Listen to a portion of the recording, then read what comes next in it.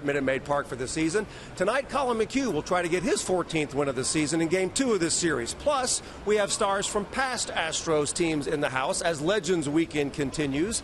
Specifically, they'll be honoring the 2005 National League Championship team tonight. So we'll have stars on the field, stars in the stands, and it all should make for a great night of baseball here at Minute Maid Park. Astros and Tigers coming your way next on Root Sports Southwest.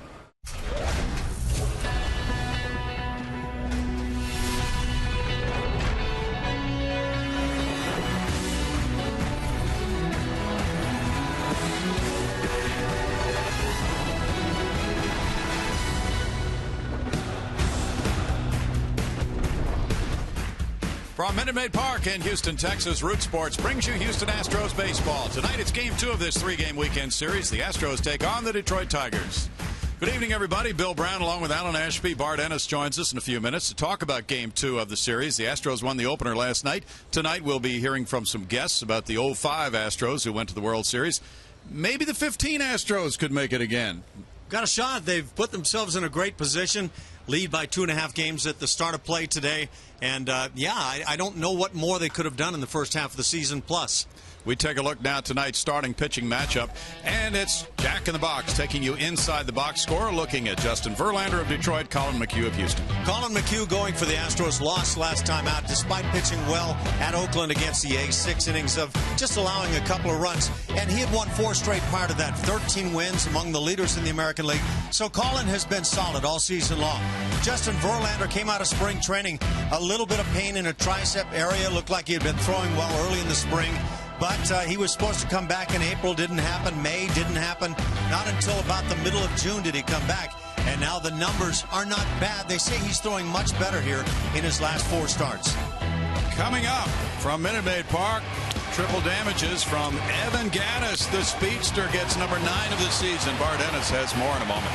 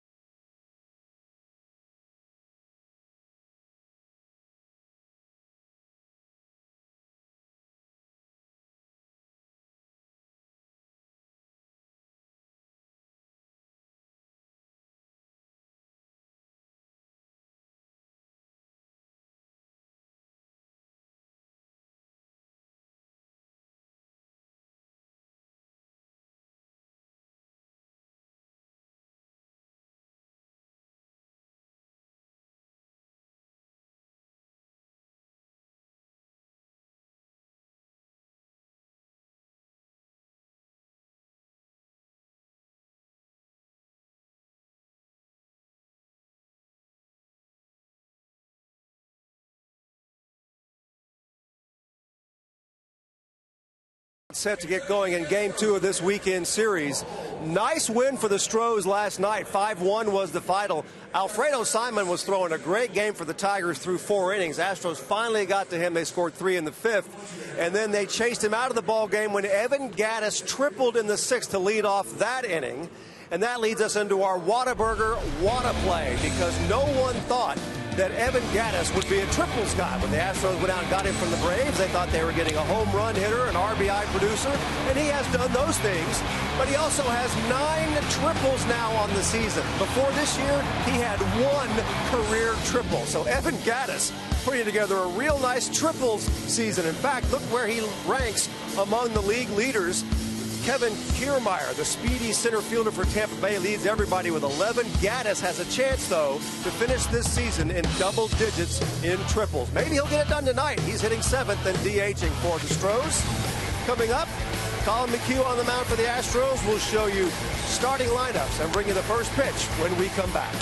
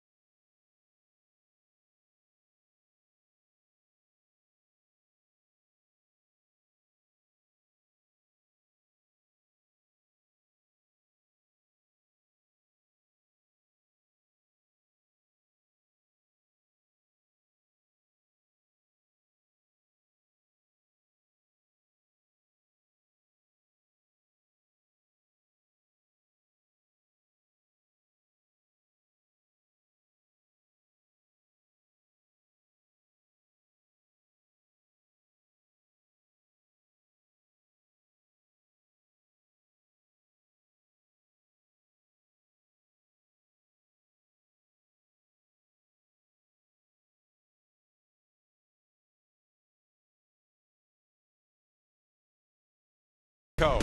15 minutes could save you 15% or more on car insurance. Visit us at geico.com or call 1-800-947-AUTO. By Big Time Bats, Craig Biggio Louisville Slugger Hall of Fame bat is now available. Call 866-490-BATS or see it at bigtimebats.com. And by Southwest Airlines. Book your low fare now at southwest.com. It is very hot outside. Air conditioning making everybody comfortable inside Minute Maid Park. Here on Root Sports, the Astros are 39-18 for the best home winning percentage in the American League, .684. They improved that a little bit last night, Alan Ashby, with a 5-1 win behind Dallas Keuchel. Just come home, wear the white uniforms, and find a way to win. That's what the Astros seem to be about right now, and they get a chance after Dallas Keuchel wins last night to run their other big winner out there, Colin McHugh, this evening. He's trying to match Dallas's 14-win victory total, which was achieved with number 14 coming just a few hours ago. McHugh in the dugout as the lineup cards will be exchanged here at home plate. Brad Ausmus, who got a really nice round of acclamation from the fans here as he was introduced as part of the 2005 National League Championship Club, bringing out the Tigers card. And Trey Hillman has the Astros card. Earlier today, several of the Astros players from that 2005 club took part in activities. There was a luncheon earlier than this Q&A session with a lot of the season ticket holders taking part, and some of the real luminaries were there, so the fans were able to take in their memories of that 2005 season. It was really an extraordinary year. Good to see Craig Biggio, Jeff Bagwell, Morgan Ensberg, and company, and autograph signings as well, part of the day. They're all here for the game tonight. It's a big weekend here. Even a Monopoly game. Haven't seen that one, have you, Ash? No, I can't say I have, but no, that's quite a list of very big names here in the Houston area and in the country in terms of baseball. You get Jeff Bagwell, Craig Biggio, Bill Garner mixed in there along with some of the others. And wow, talk about a sight to see these two guys come in together. They were almost twins through the years with the Astros. Now we understand this was the last car there with Biggio and Bagwell. Didn't quite make the pregame show, running out of time, so we wanted to show it for those of you who had been watching that and missed these two icons being introduced. Lance Berkman got a huge ovation as well, and fans really seemed to be into it. They arrived early and watched the ceremony introducing many of the former players from the 05 team. He had an illustrious 18-year Major League career. And now, after that banner was hung, 10 years later, this 2015 Astros team is taking the field with the same objective: make it a return trip to the World Series with a 2.5-game lead right now in the AL West over the Angels. 5 games up on Texas. And it's Colin McHugh getting ready to go to work, shooting for win number 14 of the season. And this Detroit club managed only 1 run on 6 hits off a tough Dallas Keuchel last night. Here's the lineup tonight. It is different. Ian Kinsler is the leadoff man. He's playing second base, with Jose Iglesias promoted from the number 8 spot to the number 2 position in the lineup, facing the right-hander McHugh. It's Miguel Cabrera batting third and DHing tonight. Victor Martinez is the first baseman, followed by J.D. Martinez, who's had a big year as the right fielder. Tyler Collins is in left field. Nick Castellanos at third base. James McCann, the catcher, and Anthony Gose in center field. The pitcher will be Justin Verlander. And on the mound for the Astros, Colin McHugh, we talked about him, 28 years of age. He's had a heck of a year, 13-6. He's won 20 games over the last year, 33 starts to compile that 20-6 record. And Colin McHugh, again, really good at home, very much like Dallas Keuchel. 9-2 this year. A loser last time out to the Oakland A's, pitched well, but had won his 4 starts prior to that. Colin just keeps giving you good efforts time after time. Watch for that curveball, the cutter tonight, big pitches. And then the defense behind Colin, Preston Tucker in left, Carlos Gomez in right, Colby Rasmus, or rather Carlos Gomez in center, Colby Rasmus in right. The left side, Jed Lowry and Carlos Correa on the right. It's Jose Altuve and Luis Valbuena. Jason Castro does the catching.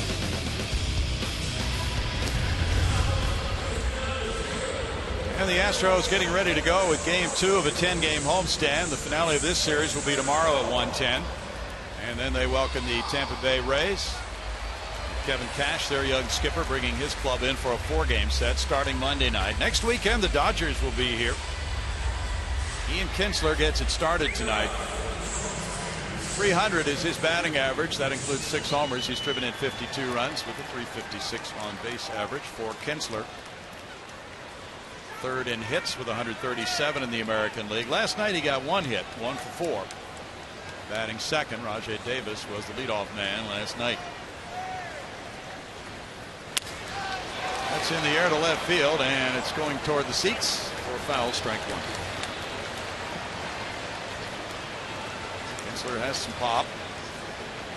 Last year he hit 17 long balls.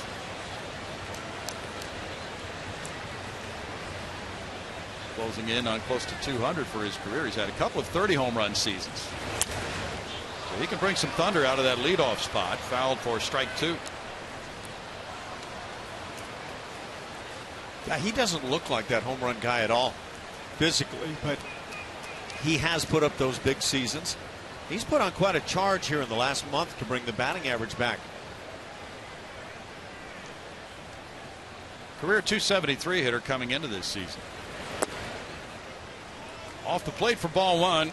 McHugh is facing the Tigers for the second time in his career, and he lost his previous encounter with them, but pitched well. 7 innings, 3 runs. Curveball gets a swing and a miss, and now it's chased down. Jason Castro with the long throw, and that's out number 1 on the strikeout. Good job by Jason Castro to block this ball, although it goes up that third base line, and that presents quite a challenge.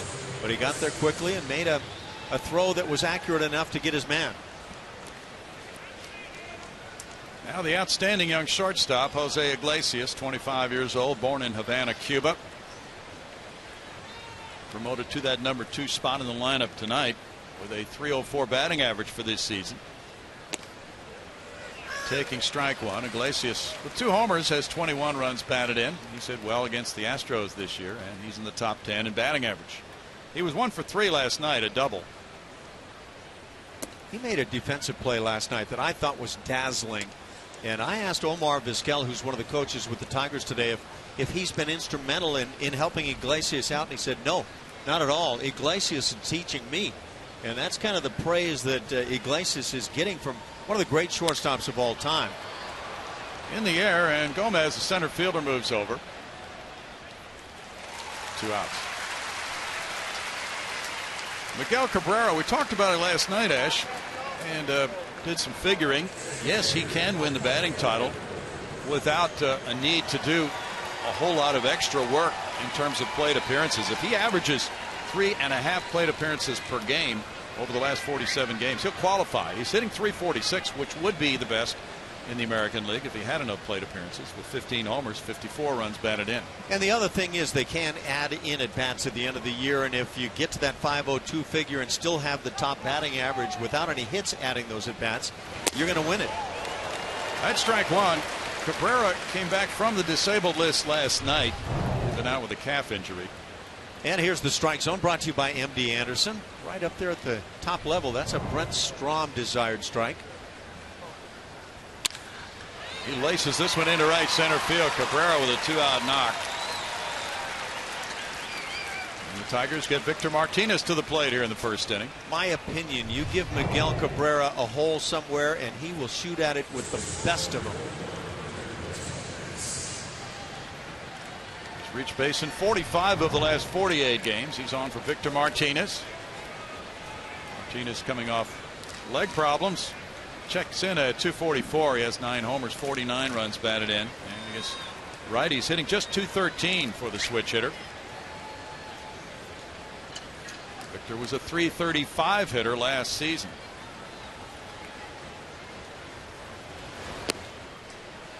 That's strike one to it.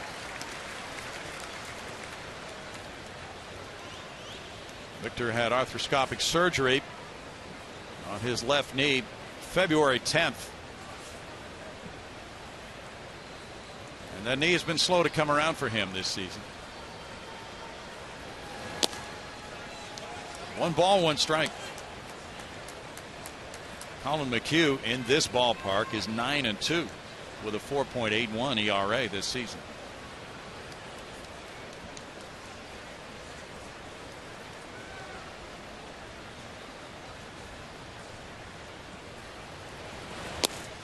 That misses, and it's a 2 ball, 1 strike count. Buena is not holding the runner, Cabrera. Playing behind him. That will give him a little more time to react should the ball be hit near the first base line.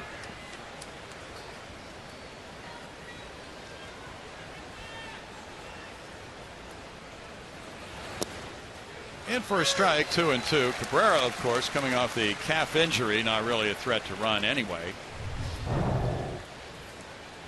Trying to stay away entirely here. And if he hits that outside edge, so be it. Jed Lowry is the only infielder between second and third base.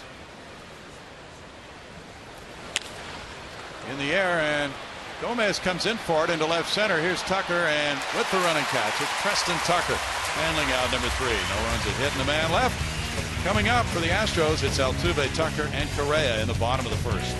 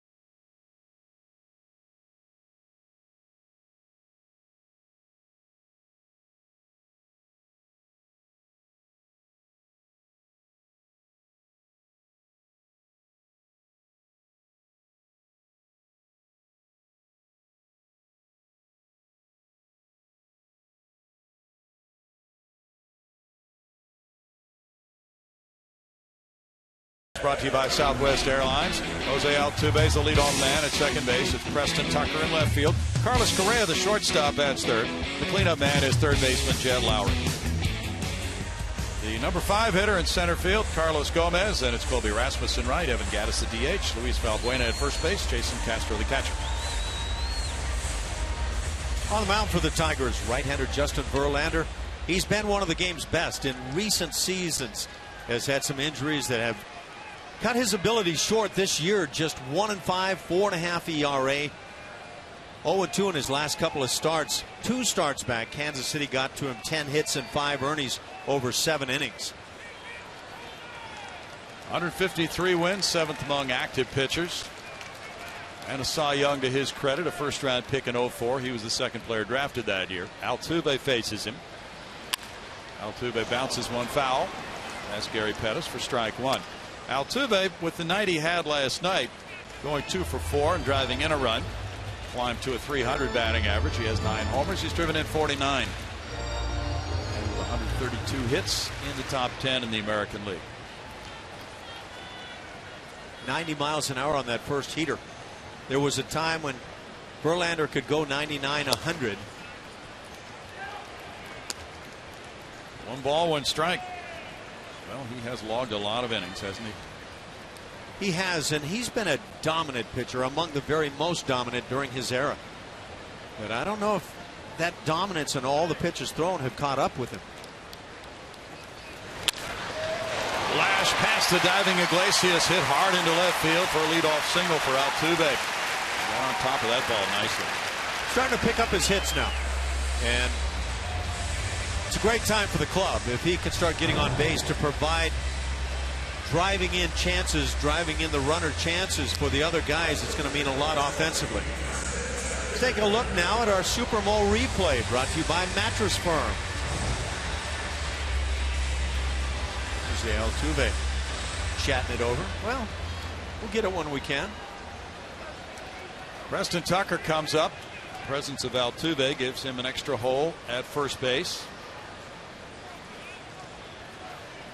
Tucker was 0 for 4 in last night's game. In tight, ball 1. Verlander has made 4 previous starts against the Astros. In those 4, he's 2-0 with a 2.05 ERA. Tucker with 11 homers has driven in 29. And that .454 slugging percentage, indicative of the extra base hits he's picked up. He also has 17 doubles. And a pickoff here. Altuve didn't even move as that ball was thrown from Verlander to Victor Martinez. He tagged him out. This is before even coming set. Just very quick feet and release there by Verlander to pick off Altuve. I'm not sure if Jose had averted his glance, but boy, at that point he was dead meat.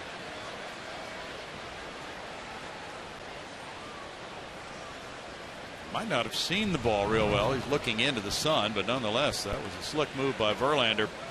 Now the infield shifts around, and the third baseman, Castellanos, goes out into shallow right field.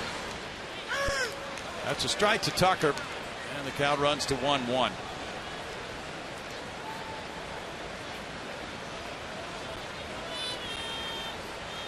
Verlander, with more than 2,000 innings, is 10th on the all-time Tiger innings pitched list. Now back, and it's 1-2. This is his 309th career start. He ranks 7th on the all-time Detroit list for starts, and against Houston, he has really done well. Has not started this year against the Astros. His last start last year brought him a no decision, 6 innings, 3 runs. Tucker is down on strikes, 2 outs. Defensively for the Tigers behind Verlander in the outfield, left to right, Tyler Collins. Anthony goes, he can go get him. JD Martinez in right. Left side of the infield, Nick Castellanos and Jose Iglesias. On the right, Ian Kinsler, Victor Martinez, and behind the plate, James McCann. He's taken over there. We used to call Brad Osmus Officer Brad. He would hand out some speeding tickets for those base stealers. James McCann could do some of that himself. He throws well. Carlos Correa at 281 with 14 homers has driven in 37 with a nice OPS of 887. There's strike one to Correa, who for many ranks as the leading candidate to be Rookie of the Year in the American League as of right now. Correa last night was 0 for 1 with 3 walks and a steal. He looks at ball one. That evens the count.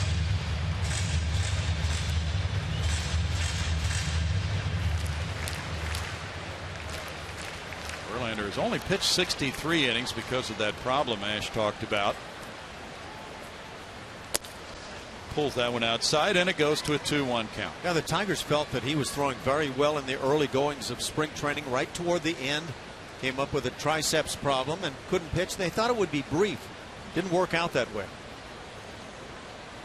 He has 9 straight years of winning in double figures.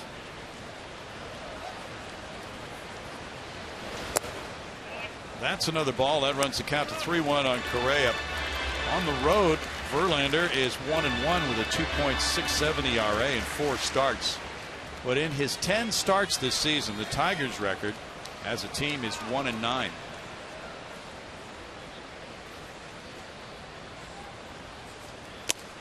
Correa chases one upstairs, and now it's a full count. You see that velocity now get up to 94, so he may go mid-90s today. It's been a little bit of a challenge getting that velocity back.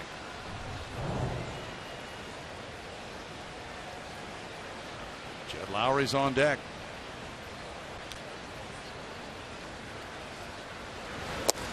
And it's ball 4.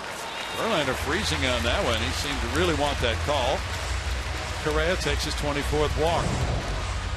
Who has the larger reputation, Verlander or Correa? Well, the pitch dictates. Bill Miller, the crew chief, is the home plate umpire who called that pitch. Jed Lowry bats. Lowry broke the 1-1 tie last night with a 2-run double in the 5th inning, going 1 for 4. 273 for Jed, 5 homers. He's driven in 16. He is 2 for 11 with 2 runs batted in, facing Verlander in his career.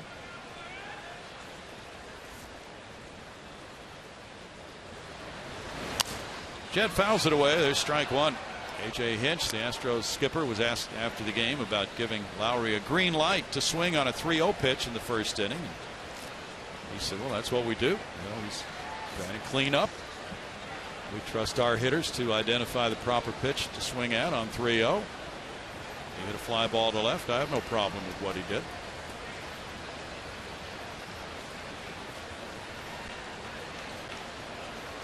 And the throw goes over to first on Correa, who's 10 for 12 in steals.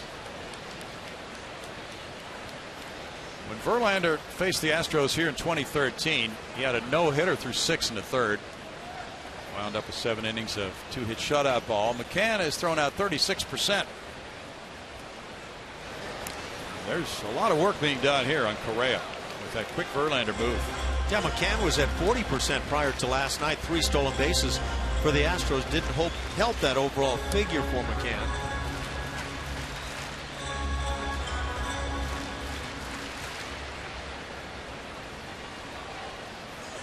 Verlander with 153 major league wins, trying to get back on track.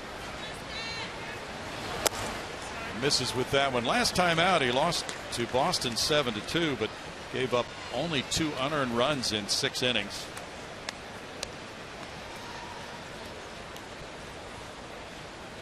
Been really tough for the Tigers and Brad Ausmus. Max Scherzer got away, Cy Young Award type pitcher, and of course now David Price. Foul back, 1-2. Quite a changeover on the fly for these Tigers, including the exit of their general manager Dave Dombrowski. Jeff Jones, pitching coach. Verlander was Rookie of the Year in 06 with Detroit, and then a Cy Young and MVP winner in 2011.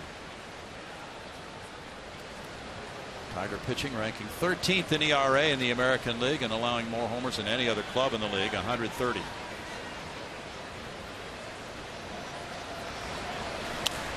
Foul back. In that Cy Young and MVP season, he became the 10th pitcher to win both of those awards in the same year.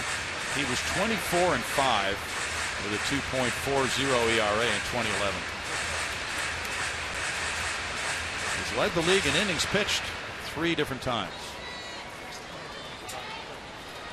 Last year he rolled up 206 more. Last year was his 7th straight year as the Tigers opening day starter. 6-time All-Star Justin Verlander. Ripped, and Victor Martinez went to his knees to come up with it. No runs, a hit, and a man left. No score after 1.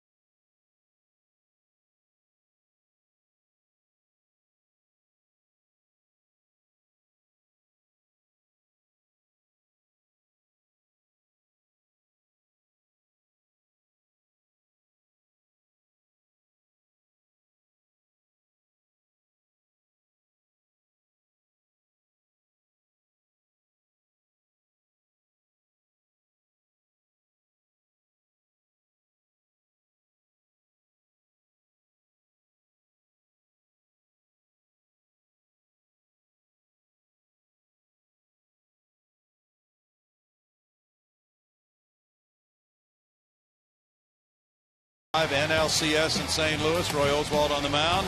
7 innings, 3 hits, 1 run, 1 walk, 6 strikeouts, and a World Series berth for the Houston Astros with that fly ball for the final out to Jason Lane. Series MVP Roy Oswalt joining us here in the booth tonight on reunion weekend for this 05 team. It's been a lot of fun to see you guys come back, Roy. We saw you last year, the year before, but always good to welcome you back. Thank you. It's good to be back. What's going on in your world right now?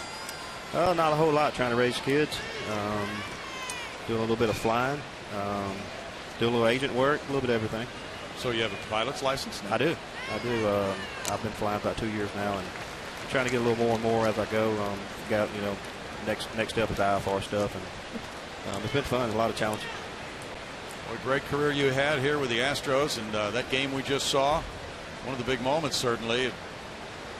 People have asked you many times. Well, you went off and you went bulldozer on us, but it was a great game, Roy. You really did it under the clutch. You deserve the bulldozer. But after that game 5 here, you just stepped up and said, "Let's go, boys. It's on me." Right?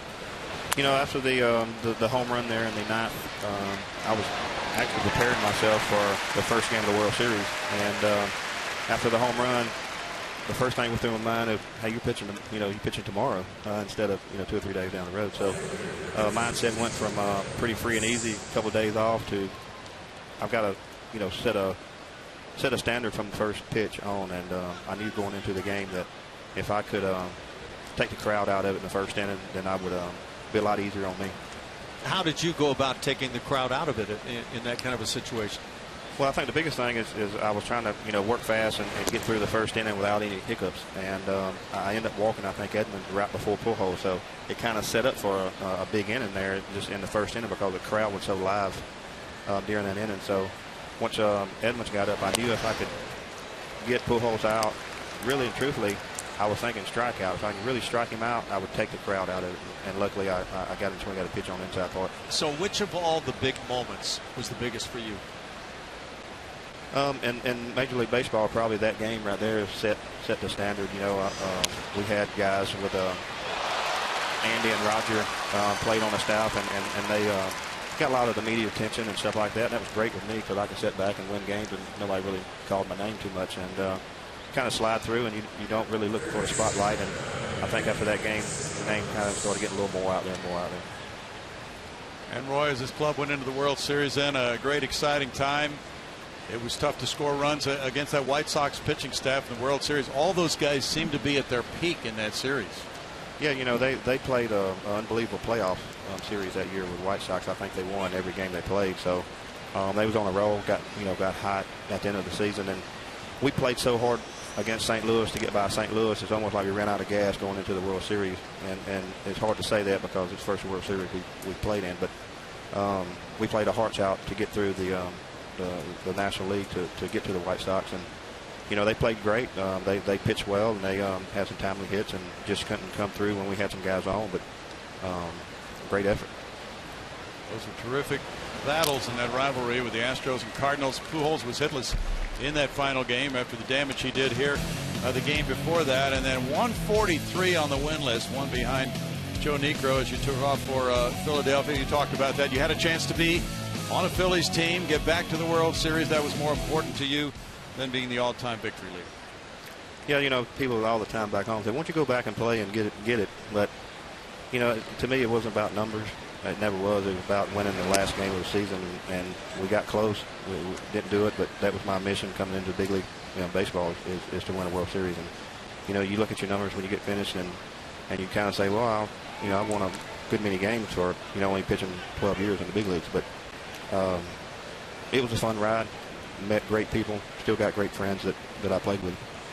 Roy, as you've stayed close to the game now, you've seen terrific young arms come to the big leagues. It's just a dominant era for young pitching, and this is quite something to watch, isn't it? It is. You know, I think a lot of it is cleaning the game up.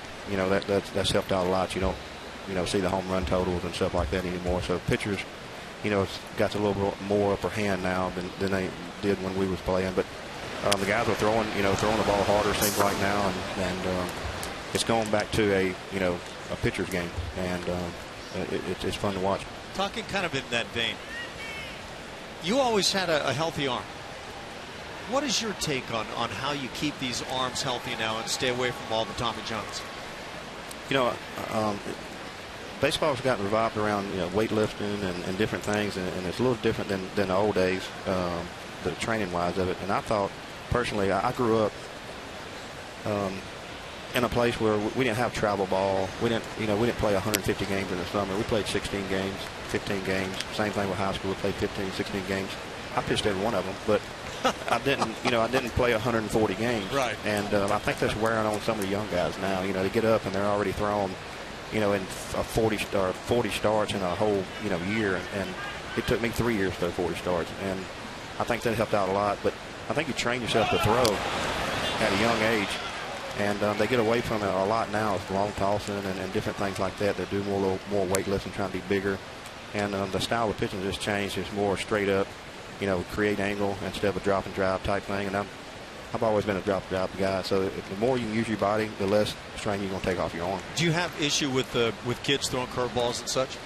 I do at a young age. I didn't throw one until I got in high school. And if you can't learn how to pitch with your fastball first, it don't matter if you throw a curveball at 12. You may be the biggest, best little leaguer ever, but you're not going to pitch very long. And I tell kids all the time, learn how to pitch with your fastball. If you can get guys out with your fastball, it's just going to add that much to it when you get later in your life. Close play at first base. It was almost an inning-ending double play. Do you like replay, Roy, that's come into the game? I do. I think it's hard to get every call right. These guys do a great job, I think. You watch a replay and you're like, oh, he's safe, and then you look at replay, he's out. So it's a tough thing, but it gets the game the way it's supposed to be played. It's right. I mean, you're not going to miss a call that way. I think it frees up the umpires a little bit too. Let's play first, but Castellanos is safe. That keeps the inning going for McCann. Well, you had kind of an arm problem one time, but you fixed it on your own with a car battery. Yeah. I told this story. I actually went and talked to a college not too long ago, and I was telling that story, and guys thought I was crazy, but we had a little trouble in the Midwest League. Actually, the reason I think I had trouble, they was trying to change my mechanics, and I pitched one way so long that changing it just kind of put strain on your arm that you usually didn't have, and had a problem with my shoulder and fixed it by a car battery. So now thousands of kids are running out to the car. No. Did you know right away? I mean, did the jolt just take care of it? You were like, wow, that's good now. I did. I've been having problems with it so much. I was actually at the point where I was about to call the Houston staff and tell them, hey, I need to go get an MRI. Something's torn. You know, it didn't go away. It wasn't like just a dull ache. It was really hurting. I couldn't really use my arm a whole lot. And as soon as I mean, it shocked me. It was almost like it was a relief. And the next day, it completely didn't hurt at all. And I don't know what it did, but it helped me out. It helped me play 14 years in big league. So service your own vehicles is what you're saying. I'm putting Jiffy Lube out of service right now. Did you ground yourself, Roy? I wasn't grounded. I wasn't grounded. 1-2 the count. That is a beautiful story. And what a great time for you to see these guys you haven't seen in a few years now. Yeah, you know, it's good to come back. You keep in touch with some of them. Some of them kind of slip through the cracks. And it's good to see the guys back. Everybody looks great. Correa to Altuve. Thanks for the visit, Roy. Great to see you again. Thank you, guys. Roy Oswalt. No score.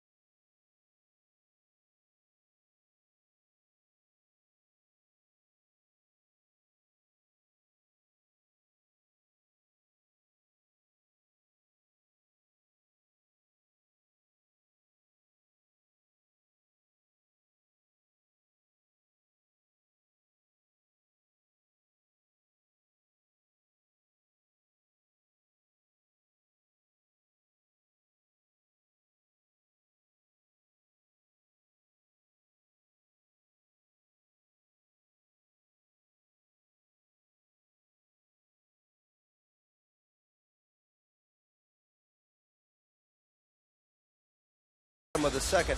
Join the Astros on Saturday, August 22nd for the Biggio Hall of Fame pregame celebration. Craig Biggio will be addressing fans here at Minute Maid Park prior to the Dodgers versus Astros game, and 10,000 fans will receive a Biggio Hall of Fame t-shirt presented by Coca-Cola. For more information, go to astros.com/Biggio HOF or call 1-877-9-ASTROS. And that particular plaque will be brought in from the Hall of Fame in Cooperstown, and you'll be able to get a photo with it for a $7 contribution to the Astros in Action Foundation.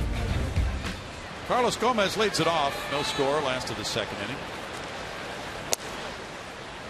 That is strike one for Verlander. Gomez trying to get going with Houston. 255 overall, 9 homers, 47 runs batted in, 216 as an Astro.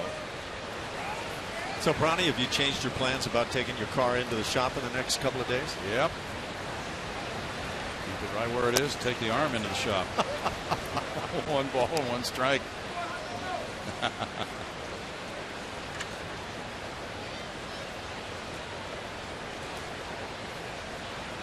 Roy Oswalt, of course, was in that situation that Verlander has been in much of his career. The guy who's expected to be the opening day guy and pile up the innings and do well in postseason. 1 ball, 2 strikes to Gomez. Gomez last night was 0 for 4. The Angels got a home run from Albert Pujols, the 551st of his career. They're tied with the Royals, 1-1 in the second. In the air, and first baseman Victor Martinez comes in for him. That's 1 out. A reminder now, as you enjoy a cold one, to look forward to Miller Time later in the game, brought to you by Miller Lite. Colby Rasmus sat out last night's game with a sore knee. Rasmus hit a couple of home runs on the road trip. And he has 15 for the season. He's driven in 42 with a .239 batting average for Colby.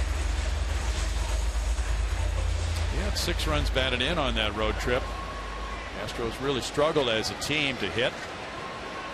But he hit the go-ahead solo shot Wednesday at San Francisco. And in fact, 2 games, 2 go-ahead homers for Colby. The one Tuesday night was a 3-run shot. That's a strike to Rasmus. In August, he's been a .300 hitter with 2 doubles, 2 homers, 6 runs batted in, and a .983 OPS.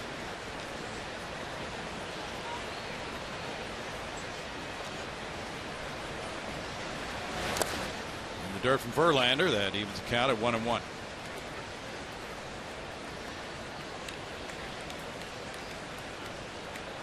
Last night, Alfredo Simon was the starter. He gave up 4 earned runs in 5 innings. The Tigers starters have a combined ERA of 4.62, next to last in the American League.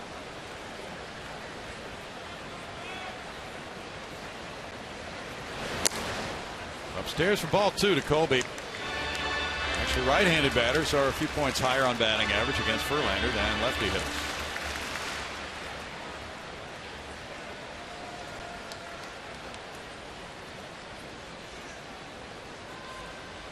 Seems really odd when you consider his curveball and slider. A changeup can be a dominant pitch, especially against the lefties, though. In the air, and here's Castellanos tracking it to shallow left field, reaching up, and on the run he gets there. 2 outs.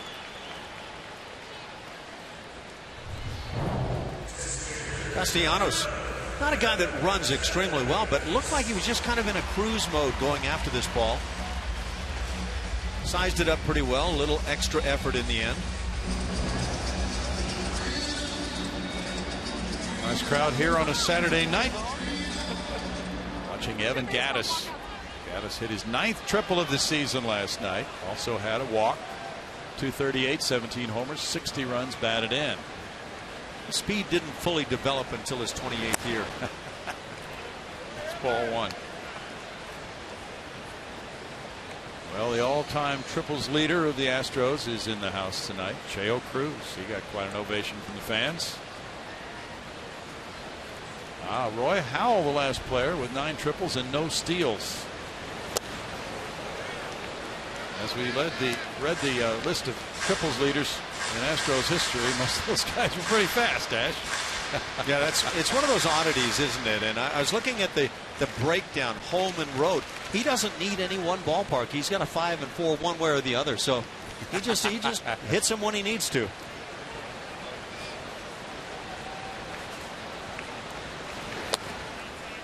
Plate that works the count to 2-1 with Valbuena on deck.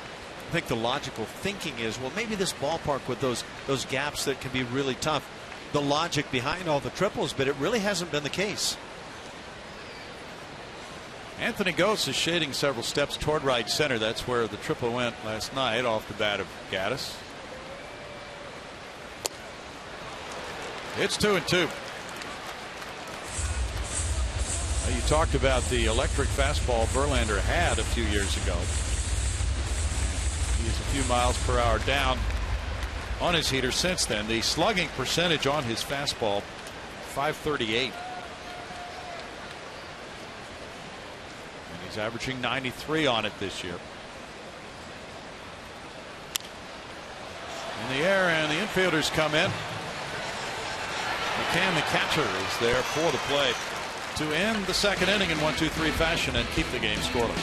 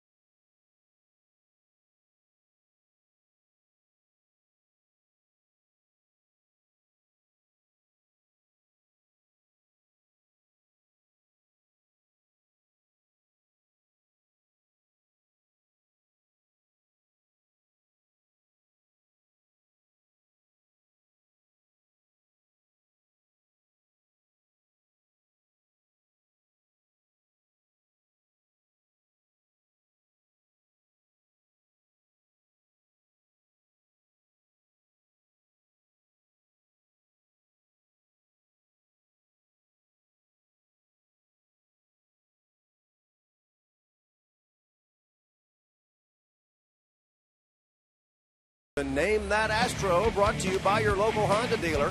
Here are your clues. He was acquired from the Phillies in the Billy Wagner trade in 2003. And in the 2005 season, he went 3-6 with a 5.67 ERA. So that narrows the field for you a little bit. You know you're talking about a pitcher. If you think you know who it is, shoot us a tweet. We'll be back a little bit later in the game to let you know who this Astro is. Guys, back up to you. Thank you, Bart. No score here. The third inning begins with the number 9 hitter, Anthony Gose, in the box for Detroit. Lowry's in tight at third. Gose hits one in the air, and Carlos Gomez ranges back into left center for a running catch. And that lets some of that Tigers bullpen know that he was there and made the play. He's a very energetic player.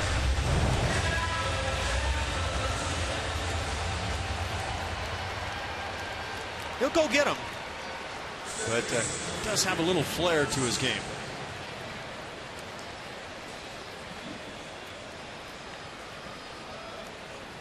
And he's mixing it up with those relievers out there. And it's Ian Kinsler coming up next. Kinsler struck out to open the game. That's in the air to the other side of the field. Colby Rasmus settles in and takes care of out number 2. Well, there's a lot that a speedy center fielder can do for a pitcher, Ash. And Gomez is one of those guys who can bring down some ERAs. The Astros happen to have a number of those guys. They're very fortunate in that regard. Jake Marisnick, I think in most of our assessments, as good as anybody defensively in center or any place else that he's played, but this is a gifted bunch. Jose Iglesias hit a fly ball to center. That's in tight for Colin McHugh. Ball 1. The Royals got 3 in the second, and they lead the Angels 3-1. Still batting in the bottom of the second inning. Johnny Cueto on the mound for Kansas City against Matt Shoemaker.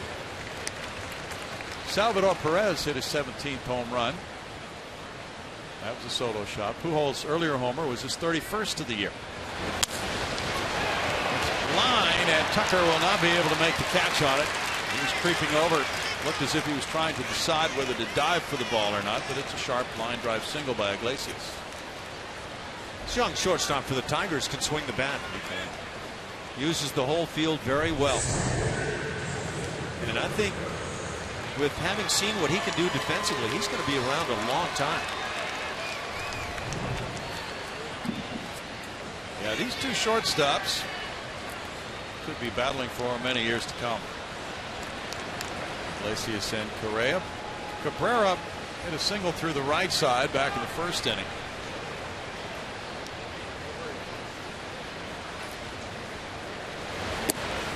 Curveball is strike 1. That curve's been a really effective pitch for Colin McHugh. Batting average against that pitch this season is 180.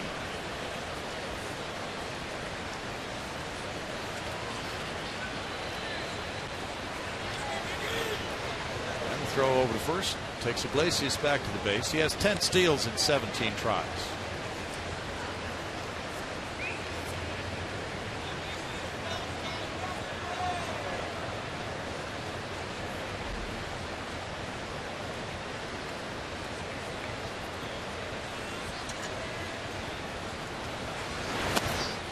That's a swing for strike 2. Cabrera, as a veteran player, had to exercise his option not to go down for minor league rehab. He did not want to do that, so he picked up last night. He might be a little rusty because of not having played in about 5 weeks, but he's been hitting quite a bit for weeks. It's just that he had the option as a veteran player whether to go to the minor leagues and chose not to do that. If I'm a Tigers teammate, I want him playing right here with the Tigers. I don't want him wasting his time down in the minor leagues. I'll take his little bit rusty over a lot of guys dead on sharp. And as Brad Ausmus pointed out, he had a good at bat in the 8th inning last night, lining up shortstop. Upstairs for a ball and makes it 1-2 on Miguel Cabrera. Now the Royals have added a 4th run in the second inning. They lead the Angels 4-1.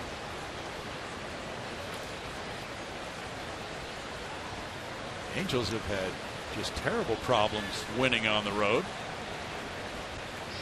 They had lost 9 straight, and then they won. 2 balls, 2 strikes. So they have a tough opponent in Kansas City this weekend. The Astros will be playing outside the division for a while now. Tampa Bay comes in for 4 after tomorrow's finale of this series. Then next weekend it's the Dodgers for 3. The road trip then will take the Astros to Yankee Stadium for 3 and Minnesota for 3. Curveball got him on strikes. Strikeout number 2 for Colin. No runs, a hit, and a man left. It's Valbuena, Castro, and Altuve in the bottom of the 3rd.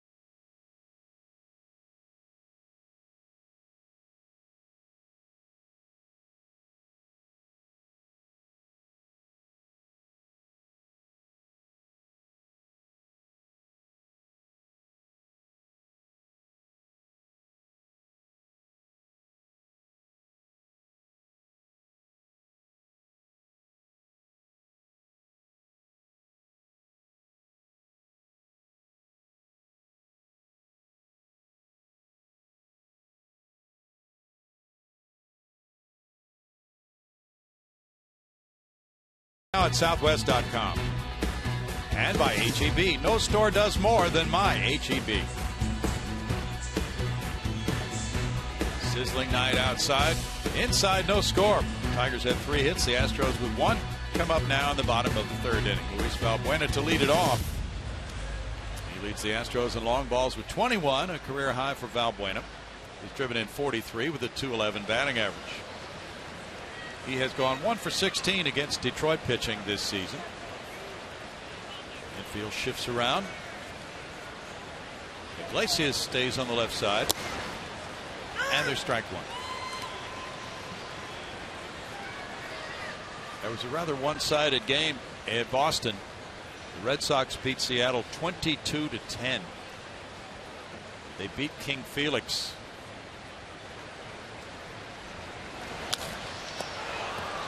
Down the left field line into the seats. 0-2. Felix has had a couple of those games this year. He had one here. That's right. Today, Felix lost. He's 14-7. In 2 1/3 innings, he gave up 12 hits and 10 earned runs. And Wade Miley was the winner. He's 9-9 now. Nelson Cruz hit his 35th home run.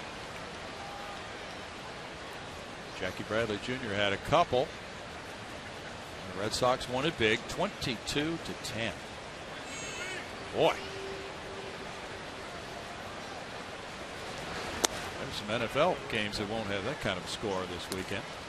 1 ball, 2 strikes. It's all about defense this time of year in the NFL. The Yankees won again at Toronto 4-1 this afternoon.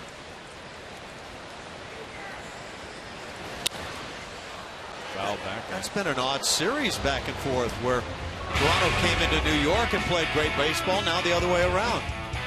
Cy Young candidates. Felix ZRA took a big hit. He's at .365 now. Sonny Gray right in the mix, as is David Price, and of course Dallas Keuchel. Now a 14-game winner. Dallas tied for the top spot in wins in the American League. Colin McHugh trying to join that club tonight. 2 balls, 2 strikes. How much do you think, if at all, the Player of the Month awards factor in the end in terms of the overall vote for Cy Young? Probably not a lot. If somebody won 3 pitchers of the month, then that probably is a pretty strong case. How about you? Yeah, I imagine the same thing. I can't imagine somebody sitting down to vote for Cy Young and saying, well, he won the award once or twice over the course of the year. I don't know. Strikeout looking. That's number 2 for Verlander. That's a well-spotted curveball.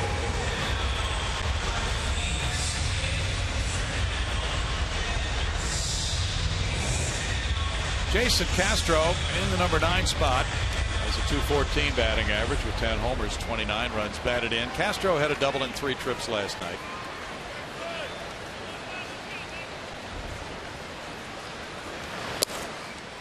That's strike 1. Carlos Beltran hit another homer today, number 12 for the Yankees. Mark Teixeira belted number 31. Masahiro Tanaka was the winner. Complete game, 5-hitter against that very high-flying Blue Jay offensive team, beating Marco Estrada. 0-2. That's a number on that lineup in Toronto, holding that club to 1 run. And I'm sure they've had very big crowds there the last couple of days for the Blue Jays, and yet sometimes it works, sometimes it doesn't. Crazy game. They have had huge crowds. Castro looks at the ball, and it's 1-2. So the Yanks are a first place club. They've moved in front of Toronto. That happened last night. Despite the fact that so many people like that Blue Jays club to win the AL East. At strike 3 call. So the inside corner is working well for Verlander on both the breaking ball and the fastball. That fastball just runs right back, and maybe a seam catches the corner. Bart. Thank you, Bill. You know, Jose Altuve is about to hit here, and he has been really excited to see the team in the 2005 season here, and he gives us our Geico quote of the day, talking about those guys. He said it's been 10 years since they got to the World Series. It's very important to have them here to let them know that we want to do the same thing now. And, you know, he has developed a pretty nice relationship with Craig Biggio over the last couple of seasons. He really respects and admires Bidge. So it's kind of neat to see the team, you know, one Hall of Fame second baseman transferred to a all-star second baseman here as Jose tries to keep that tradition going and get this team back to the postseason. Yes, tradition going, passing the torch. Biggio to Altuve. There's strike 1. Kind of good swing there by Jose. Oakland leads 3-0 at Baltimore. They're in the bottom of the 4th inning. Chris Bassett on the mound for Oakland against Miguel Gonzalez. Sam Fuld has hit his second homer. Josh Reddick, number 14.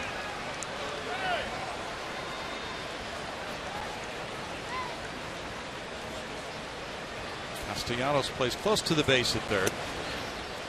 That high pitch makes it a 1-1 count.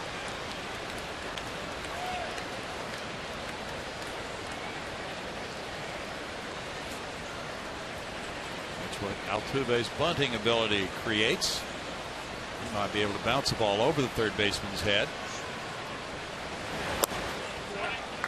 Or hit it by him. 2 balls and a strike. The Astros really battled last night. They didn't have a whole lot going in the hit column. Just 2 singles through the first 4, but they ran up the counts on Alfredo Simon, and he left after 5 innings. He threw 102 pitches in those 5 innings. Later on, it paid off for him. That's out to left center field. And Iglesias takes care of it. That's 7th straight retired by Verlander to keep it scoreless through 3.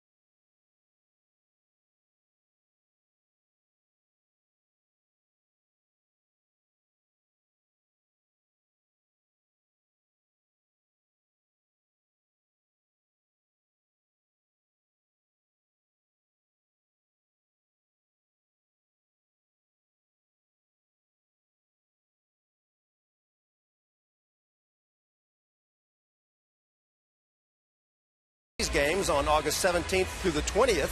Bring your family to Minute Maid Park and get up to 2 free kids tickets with the purchase of 1 adult ticket in select seats. For more information, go to astros.com/kidsfree or call 1-877-9-ASTROS. Let's go back up to the booth where they have a special guest with them. Morgan Ensberg, the team MVP in 2005. He had 36 homers, drove in 101 runs that year for the Astros as they went to the World Series for the first time. Victor Martinez takes ball 1. Now he's in the Astros organization, doing some coaching. Are you with Lancaster only, or are you roaming around to any other teams? No, I'm actually going all over the place. Okay. And it is awesome. I love it. I've always known that I was a coach, and I love helping these kids. And what's really cool, and what the fans need to know, is that we have some absolute dudes coming up.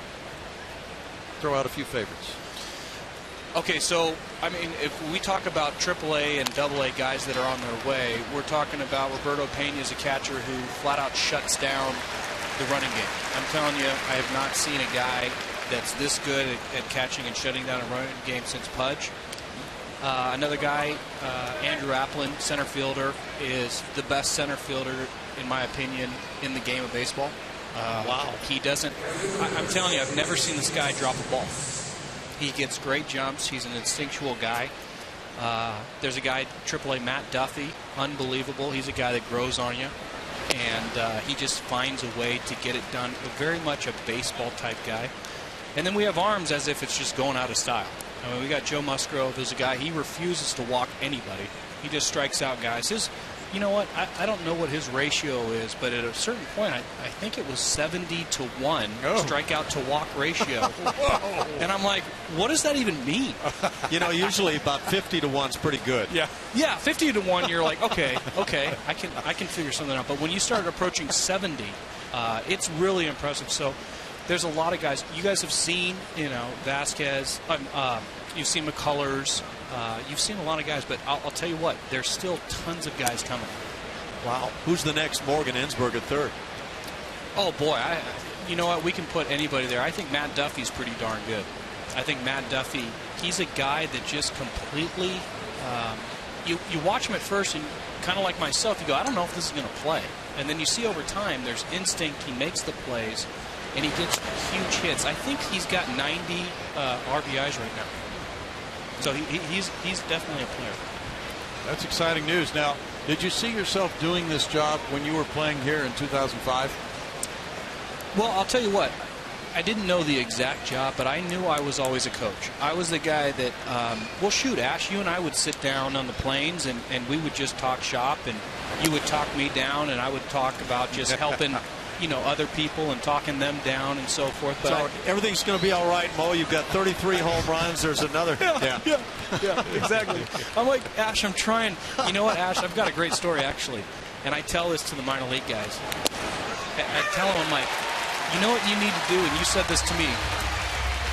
Swing the bat like there's a pretty girl in the stands. Oh, like your girlfriend. Like your girlfriend's in the stands. Your wannabe girlfriend that's right. sitting up there. That's right. And I was like, man, this is brilliant. So I just started coming out of my shoes. Yeah. Christy liked it pretty well. Christy loved it. I mean, I must have been swinging really good at SC because she is hot. That's beautiful. Yeah. Tyler Collins, the batter, and it's rewarding work that you're doing too as you watch these kids improve, and they want to know all about life in the big leagues along the way from you. They do. You know, as a coach now, it's interesting. I remember my best friend Bob is a high school football coach back at our high school, and I remember him saying this to me, and I feel it now too, is when you played, you wanted to win so badly, and you were really looking at like what you did incorrectly that almost lost the game. Now as a coach, what ends up happening is you're thinking about all the guys and you're saying, how am I going to get through to this kid? What am I going to say to this kid? Because even though we're all speaking sort of the same language, it's not English versus Spanish, it's baseball communication. And you're just trying to figure out how to be clear with them. Now, do you speak any Spanish at all? Sí, claro. Oh. Yo entiendo poquito. Claro que sí. Sí, pero no lo hablo, ¿ok? Muy Lo siento. importante. Sí. Importante. Importante, yes. Sí. 2 balls, 2 strikes. It's been a few years, but yeah, that's the idea, is to relate any way you can, and sometimes that's what it means. You know, I was just going to say we always had a hard time breaking Morgan out of his shell. So yeah, is that hey, you know, LA guy. What are you talking about? I got you. I mean, you know what? The players want three things. They want to know if they can trust you. They want to know if you can help them, and they want to know if you care. And those are the three things. If you answer those three things for the player, they will listen. If you don't answer, if you do two of those three, honestly, they're just not. And so what's important is I'm very honest, and even though I'm a positive guy, I hit these poor kids right between the eyes. Morgan, thanks so much for the visit. It went all too fast. You got to join us again soon. Yeah, I'm in. Morgan Ensberg, scoreless game.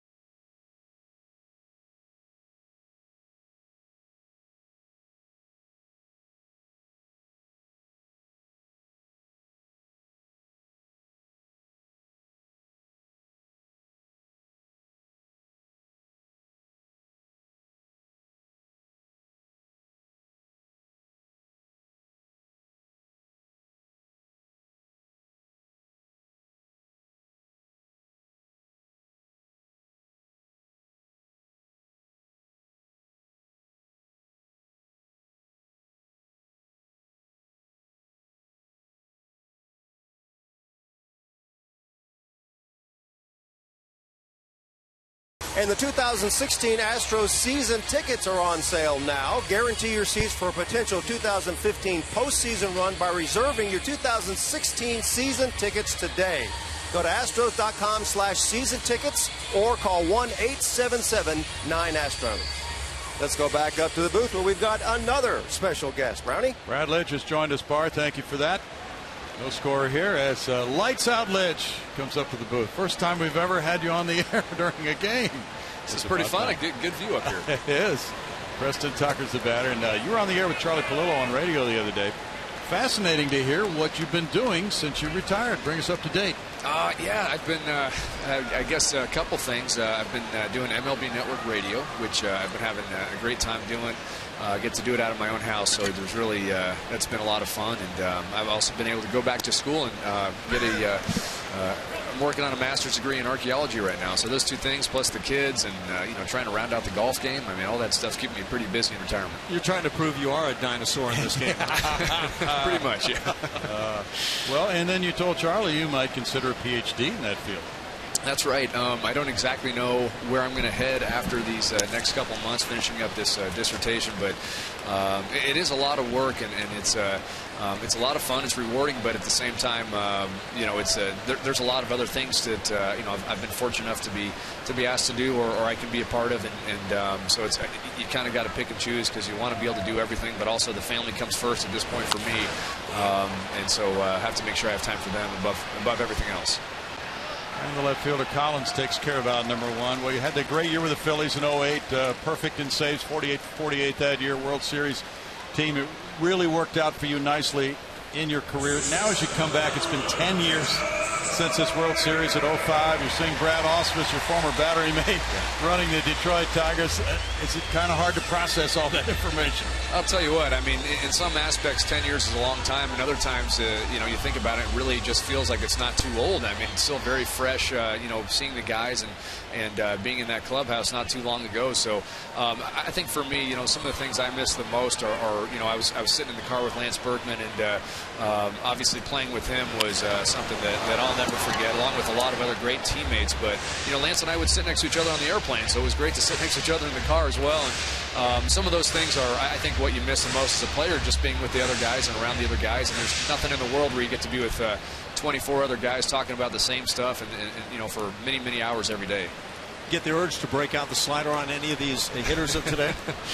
Every once in a while, I watch a game. I love watching the end of games, watching closers, and talking about them. But I'll tell you, I still get nervous and stressed out just watching guys. I think for me, no doubt, if I got on the mound, I wouldn't have a whole lot left in my arm. I think my bolts are they're all out. So, but it's a lot of fun watching these guys and seeing what guys are doing these days.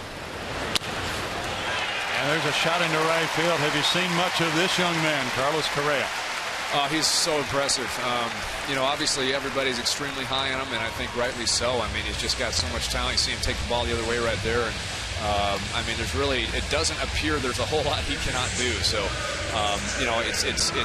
he's so young and he's so talented. You just hope that he's able to continue to do what he's doing, and if he does, I think the sky's the limit for him as an incredible player. I mean, now and for many, many years. I have to say, in watching him, I haven't found that thing he can't do yet. He's right. he's better than anybody you see coming up. Well, I mean, the games I've got to watch him play, you're right. I mean, there's nothing you can say that he can't do. I mean, defensively, his arm's incredible. He's a lot bigger than I realized physically, and I think that strength is just going to develop, and he's going to be a power guy as well as, obviously the other tools are there as well. So, like I said, the sky's the limit for him. Intriguing you say that about the size, because that was my impression walking up to him the first time is, wow, this is a big guy. I think he's one of those sneaky big guys, and a lot of times you don't realize certain players are as strong and as big as they are, and because they're such graceful athletes, and that's what he is defensively, so you assume maybe he's a little bit more a smaller, nimble guy, but he's actually a pretty big, strong guy, and he's able to be that great of an athlete. Back before you became the Astros closer and you had 123 saves, it was Dotel, Lidge, Wagner. That was one of the best bullpens of all time. And now Kansas City has a similar type bullpen. Do you think there's going to be more of this coming? Well, I think it's definitely a trend you're seeing teams do right now, is trying to stack up that back end of the bullpen, because it was such a great recipe for success for the Royals. And I think that you look what the Giants have been able to do, get their relievers in early in the game, especially in the postseason. And I think that there's no question about it. You see more teams trying to do that. Teams that know they're going to be in the postseason, or at least in contention for the postseason, are really trying to stack up the back end of that bullpen. It's something that I was very fortunate to be a part of in 2003, and I think it's obviously a recipe for success. The starters just aren't asked to go as long as they used to, so we might as well, if you don't have the rotation that you're comfortable with, you can stack up the bullpen and win that way as well. Do you sense that with that line of thought, starting pitchers are not developing the way they used to, because it's more of a mentality of, well, if I can go 5 or 6, I've done my job? Yeah, I think that there's no question that, there used to be a big, that third time up when hitters come up, pitchers would really learn to pitch that time when those guys came up for the third time, and they would develop, I think, a lot as a pitcher, just to your point. And, nowadays the case is they don't have to do that quite as much. The guys in the bullpen come in, so they might not develop those skills that they might if they were left in there a little bit longer. But, that being said, that left-handed specialist or whoever the 6th, 7th inning guys are getting paid a lot of money. So, teams, and rightly so, a lot of times feel kind of obligated to get those guys in, to get their work in. And like I said, it's another way to win games. The starter doesn't go quite as long, but if you've got that deep bullpen and you've got those arms, hey, might as well go with it. In your assessment, what's tougher on an arm, going out there every 5th day as a starter, or the guy in the bullpen that might pitch 3 days in a row? I mean, for me, there's no question. I think it's tougher to be a starter. And at least for me, I was able to prepare every day to be able to pitch every day. And since I was a max effort guy, I think, throwing those 15 pitches and then getting out of there, that worked better for me than getting into an inning and trying to do max effort for 7 innings. That didn't work too well. And I think I broke down a lot in the minor leagues because of that, because I was a starter. And every time I got to the 6th, 7th inning, I would start having trouble. So I think it depends a little bit on the type of pitcher you are. But I think certainly for a max effort guy, pitching every day but less pitches is an easier thing on an arm. Gomez with the 0-1 count. Makes it 0-2. Now as you look at the game, we have some changes. Replay review, speed up measures. Do you like what you're seeing? I think I will like what I'm seeing eventually. You know, it takes a little getting used to. I know one thing as a player, you just want people to get things right, especially when a game is on the line. If you're closing a game and a guy hits one down the line and you can't tell if it's fair or foul, and the umpire says it's fair, I mean, you just want to make sure that that hitter earned it, you know. So I think regardless of the position you play, everybody on the field wants to make sure the umpires are getting it right, and I think hopefully the process will continue to speed up. There are a lot of things that MLB is doing to make the game a little bit quicker pace, to make the fans get more into it and to stay into it, and I think these are all good measures for the future. Verlander takes a little walk. Gomez awaiting the 1-2 pitch. You can flash back to how much noise there was in this place during that 05 pennant race. Absolutely. I still, that's the one thing about that postseason. I just wish they would have allowed us to close that roof in the World Series. I think I'll be 110 years old if I'm lucky enough to live anywhere close to that, and I'd still be upset that they didn't let us close that roof. So I know people have talked about it many times, but for me that was a big home field advantage that we just didn't get. Flared foul. Morgan Ensberg talked about that today, and he encouraged the fans who were there for the Q&A session over at Union Station to make this place loud again for the players. He talked about what a tremendous advantage it was. It really was. I can tell you, as a closer coming out and listening to these fans on their feet, the adrenaline I got, I felt like I could run through a brick wall, and I can promise you that helped me pitch out there every single time. And I think that's a major home field advantage. When the fans are into the game, this place gets so loud. I don't know if the fans realize, compared to other stadiums, I mean, the enclosure really does go a long ways. And whether the roof is open or closed, these fans can be really loud, and it really helps a team. This place almost feels like it's shaking sometimes. I remember from 2005. So when you're talking about closing the roof, that's more about the noise, keeping it in together, or did it have anything to do with trying to keep the wind out of play? Well, I'm not exactly sure about the wind. I just know for me there was a feeling that, end of the inning, but there was a feeling I got when the roof was closed that was unique to this place and this place alone in all of the major leagues. Thanks, Brad. Absolutely. Great to see you again. Pleasure, guys. Good luck to you. Take care. Score.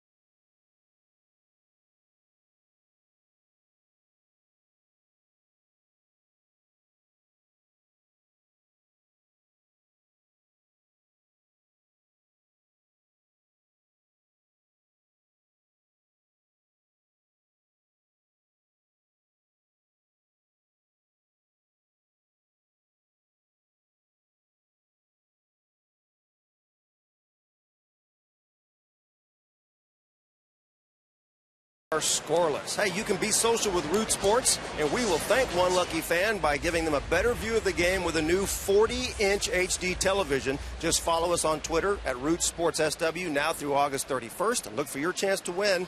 Go to rootsports.com for official rules. And guys, I've learned that apparently the three of us are not eligible. Oh. What's up with that?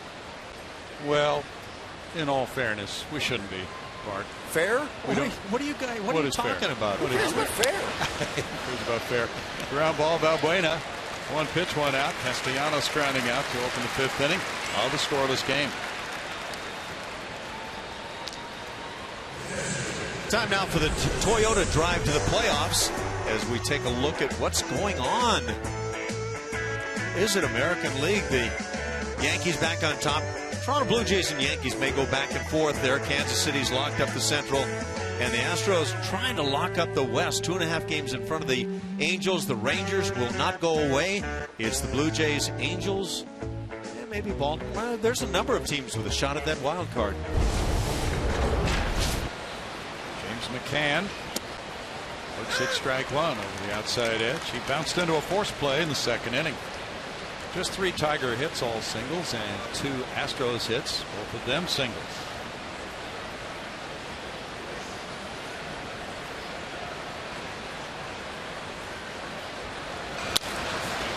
Altuve's position right there. He throws out McCann, 2 outs.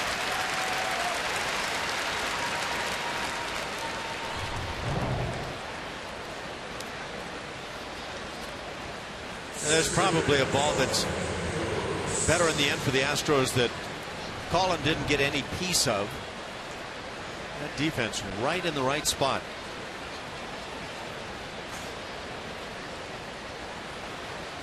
How fun for us to get to see the guys that have been in the booth here this evening. It really is. Distinguished guests. Anthony Gose hit the fly ball to center, and it was caught by Gomez. What a nice play. That's ball 1. There was a luncheon earlier today involving many of these same players and others. Autograph session, which you may have seen a clip of earlier. A session with the season ticket holders. So these guys have been on the move today. 2 balls, no strikes.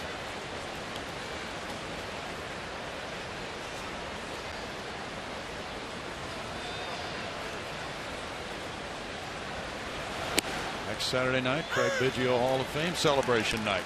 2 balls and a strike. That'll be a 6-10 start against the Los Angeles Dodgers.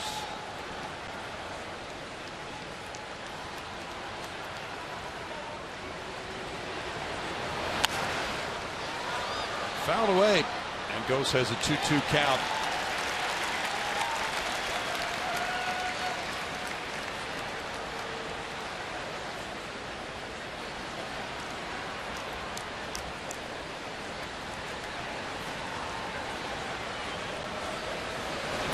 Yeah, back to that decision, and Major League Baseball controls the playing field during the World Series. So it was not an Astros decision. Their decision would have been to close the roof. That had been what they had been doing all year long, and was the case through the playoffs. But in the World Series, it became a different set of rules, and Major League Baseball dictated that the roof be open.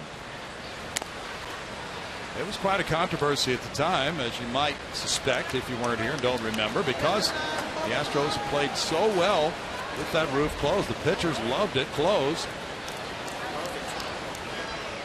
Not only the pitchers. Yeah, I'm not sure I can agree with Major League Baseball stepping in on that one. To me, it feels like that home team ought to have the home field advantage that they sought to be in that position. That's a 2-out walk to Gose. He can steal a base. First walk of the night for Colin McHugh. One of those nights there was some chilly weather, but nonetheless, that's a norm for World Series. We don't pretend to know all the considerations that went into that decision by Major League Baseball. One of them might have been they wanted to get a blimp shot for the network telecast. Now you just have to get the drones above. Ian Kinsler's 0 for 2. And the throw goes over on Gose. Gose certainly bears watching. And especially here in this situation. It's been tough for both teams to mount much offense. 2 outs. Just a runner at first. And he's 16 for 24 when he tries to steal. Castro's thrown out 31% this season.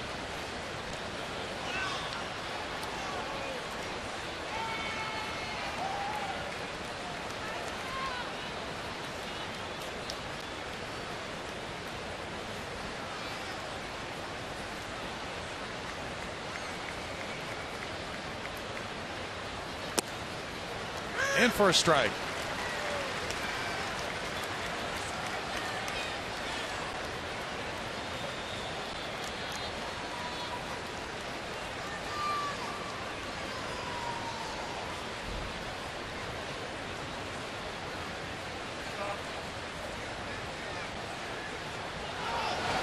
Runner going, and no throw. Stolen base for Ghost. Pure speed right there. And I think he just timed it right with calling little leg kick. But Anthony Ghost can really fly.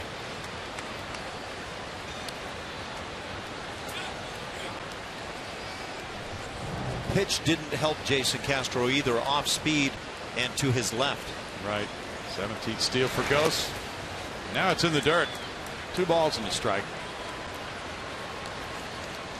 Ghost becomes the first base runner of the night for either team to reach second base.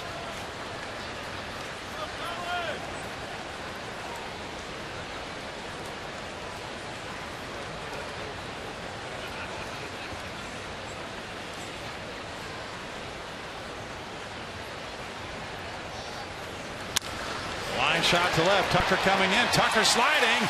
And did he make the catch? He did. That does it for out number 3. Tucker makes a big play. Ghost would have been able to score the first run of the game. Instead, it remains on this Tucker catch. Nothing.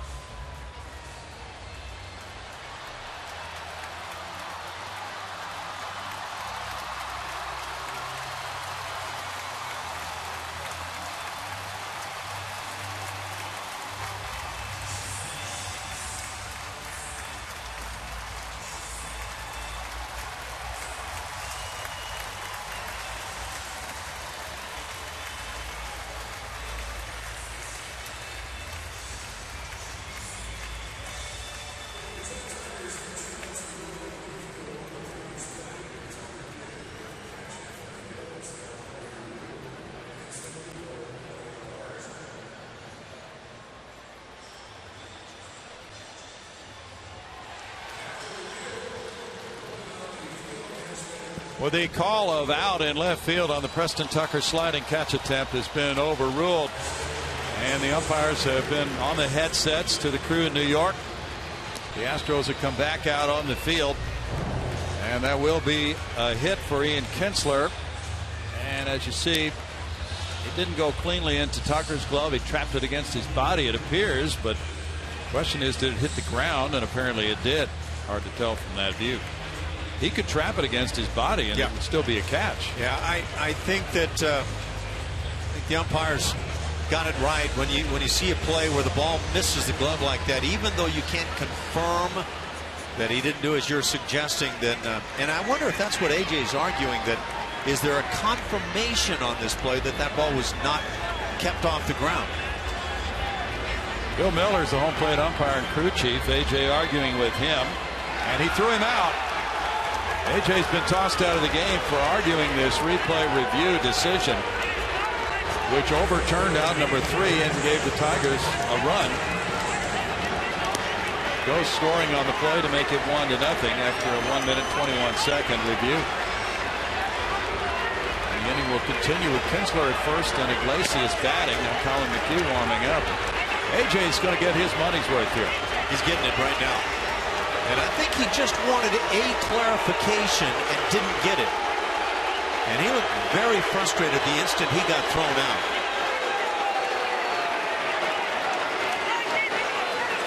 We haven't seen many arguments like this because the decisions are ultimately made in New York. And it's hard to argue from Houston with somebody in New York. And then the question also goes, how much input do the local umpires have with the guys in New York? Exactly. Boy, AJ's got a very strong opinion about this, and the only thing I can imagine is was there confirmation that ball was on the ground? We never saw it on the ground. We didn't. And that could be a real strong argument for AJ. Ball misses the glove. I mean, it misses the pocket of the glove. And then you lose the baseball. Well, okay. It's on the ground there, probably. Yep. But that's the only thing I can imagine that AJ was arguing. That's the first time we've seen that particular angle. Jose Iglesias is 1 for 2. The throw goes over. And Kinsler got back a little bit late, but still in time to be safe. What could be a very important overturn has just happened to give Detroit the first run in this game. Kinsler picking up his 53rd run batted in. And it is a strike. When we went to commercial, we did not realize the play was being challenged. This is the second ejection for A.J. Hinch, the other one at Seattle. June 20th.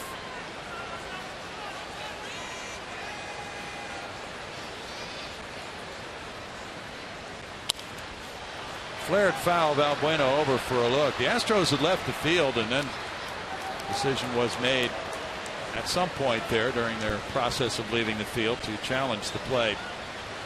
Tucker with the attempt at a sliding catch. After having watched those replays, though, you could certainly understand why the umpires here got fooled and threw the fist up. That's true. AJ went over to the first base umpire, Doug Eddings. Said something to him before he left the field. So Trey Hillman, the bench coach, takes over the club in these situations. Former Major League manager with Kansas City, managed in Japan for many years. Runner going, swing and a miss, and that's a strikeout to end it. It winds up being 1 run on 1 hit with a man left, and it's Detroit 1, Houston nothing in the 5th.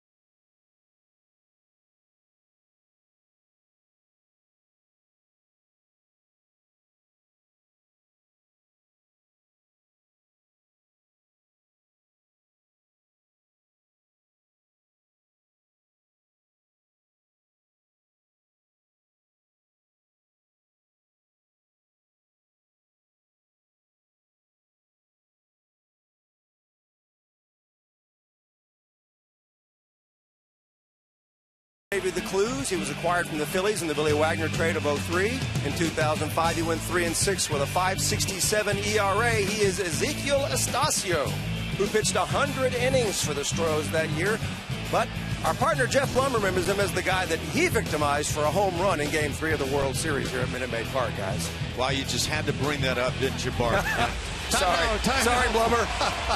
Time for the TXU Energy Power Player of the Game, and got Colby Rasmus in mind. This was in San Francisco after the big one he hit in Oakland. Hits another one. This one a game winner. Made it 1-0 at the time. Jed Lowry would add another. The Astros would win 2-0 to close out that road trip and split with the Giants in those 2 games. Colby's come up with some big swings. And he hopes to get another one right here, trailing 1-0 now. Brad Ausmus came out and had a conversation with the crew chief and home plate umpire Bill Miller. Rasmus hit a pop fly, and it was caught by Castellanos running out in shallow left field.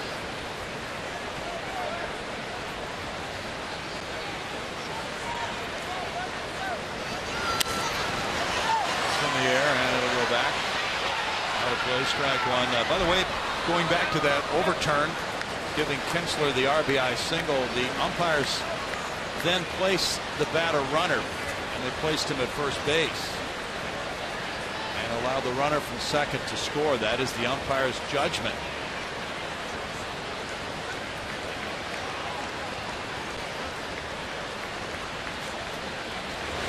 I don't believe we've had a call like that, Ash, in which the umpires had to place the runners after an overturn. Yeah, that becomes intriguing. Once you overturn a play, what then takes place with the base runners?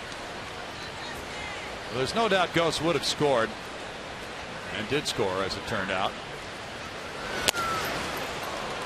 1 ball, 2 strikes.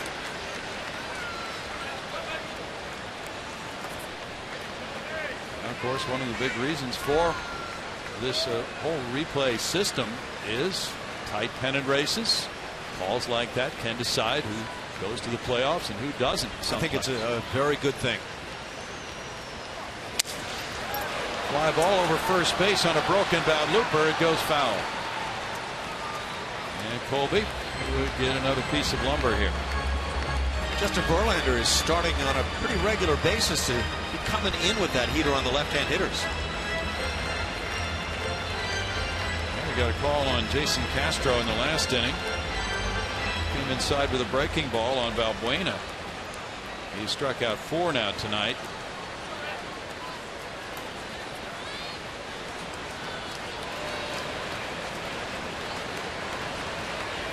Verlander went to Old Dominion. He is from Virginia. Pitched a no-hitter back in 07 against Milwaukee. Shortstop Iglesias watches Collins come over.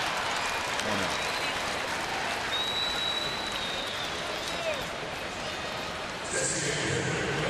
Haven't been many balls hit hard off Verlander. Altuve his sharp single in the first inning. Evan Gattis fouled out to the catcher back in the second.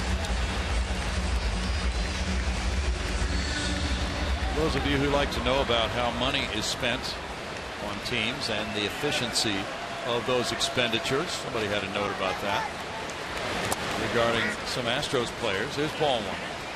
If you combine the home runs hit by Valbuena, 21, Chris Carter, 17, and Gattis, 17, that's a total of 55 homers, and the combined salaries of those 3 players for this season is about $9 million. So that's pretty efficient. Equating, for instance, you got a big slugger, and probably nobody will hit 55 this year. But if it would be somebody like Nelson Cruz, he's making more than $9 million.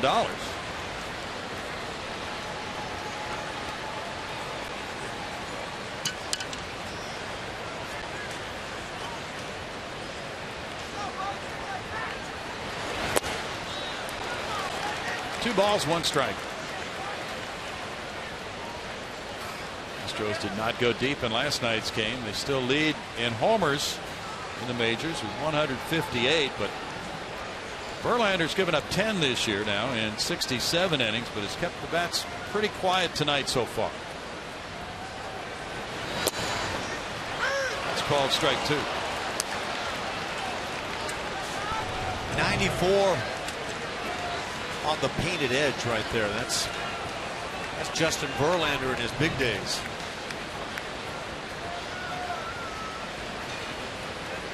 Last year he had 159 strikeouts in 206 innings.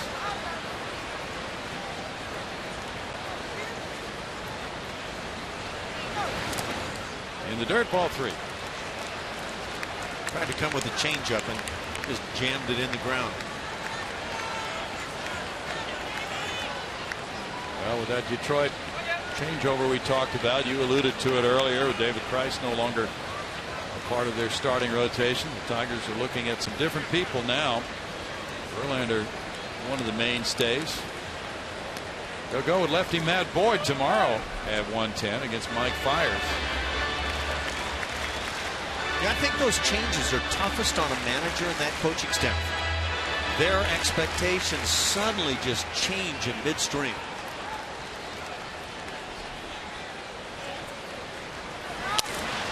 Gaddis pops it up, foul, and out of play. Now, this is very much a veteran Detroit team when the season started. High expectations, 4 straight AL Central Division titles. Now a different club.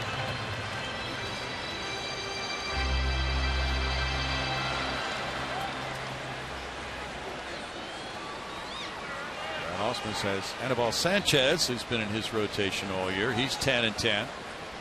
But he got Daniel Norris in the Toronto deal. In the air, and Kinsler backpedals into shallow right center field. He's called off, and there's the catch by J.D. Martinez. 2 outs.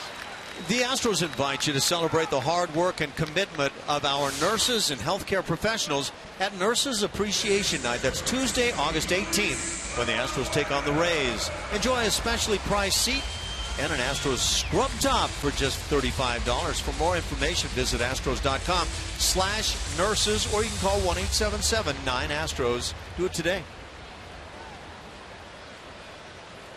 Luis Valbuena struck out looking in the 3rd when Verlander caught the inside corner with a breaking pitch.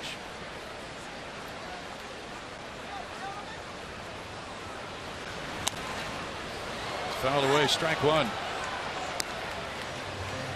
I think Valbuena thought he got a pitch to yank right out of here and tie this game.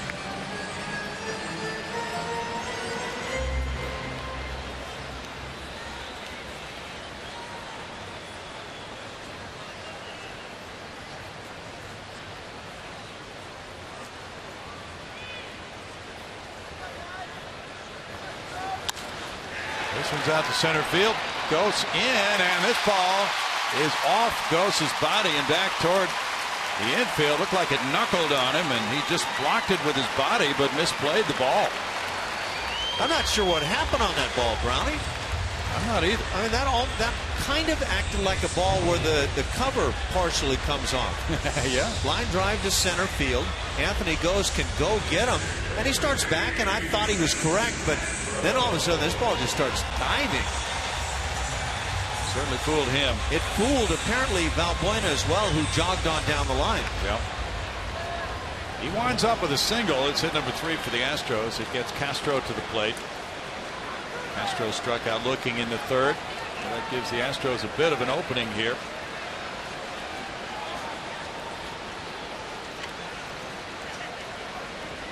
And the throw goes over. Valbuena is 1 for 1 in stolen bases. Athletics and Orioles are tied 3-3. They're in the last of the 6th in Baltimore. The Orioles 2 games over 500 now. Chris Davis hit his 33rd homer. Gerardo Parra, number 2. Davis has driven in 87 runs. Castro backs out of there, and it's ball 1. There's a guy, along with a couple of others, trying to win a couple of legs anyway of that Triple Crown.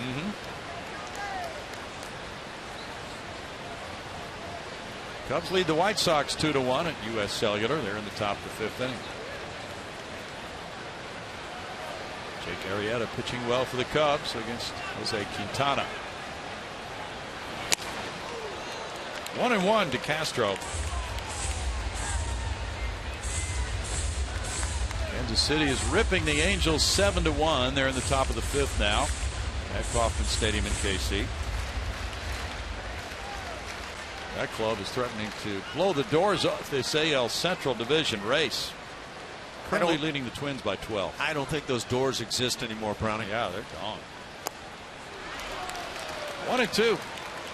69-46 is the Royals' overall record. They're 40-20 at home.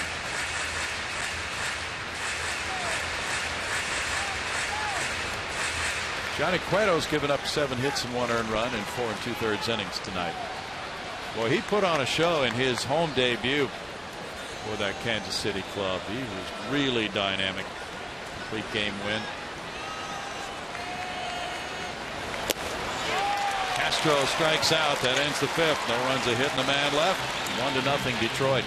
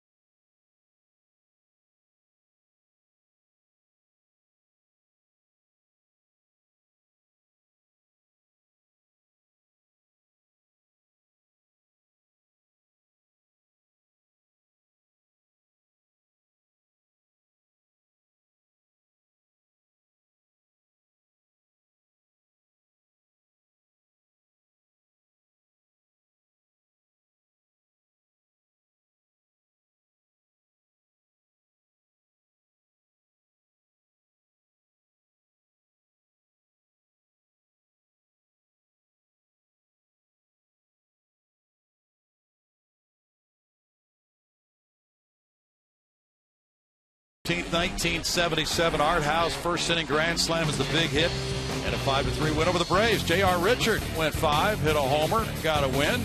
After a rain delay, Don Larson got a 4-inning save back in times long ago, August 15th, 1977. Bring it up to current times, and Adam Everett joins us and doing a lot of great work with the Astros minor leaguers and part of the 05 reunion here. This has been fun. Oh, it's been a lot of fun. Are you kidding? This has been bringing back a lot of memories.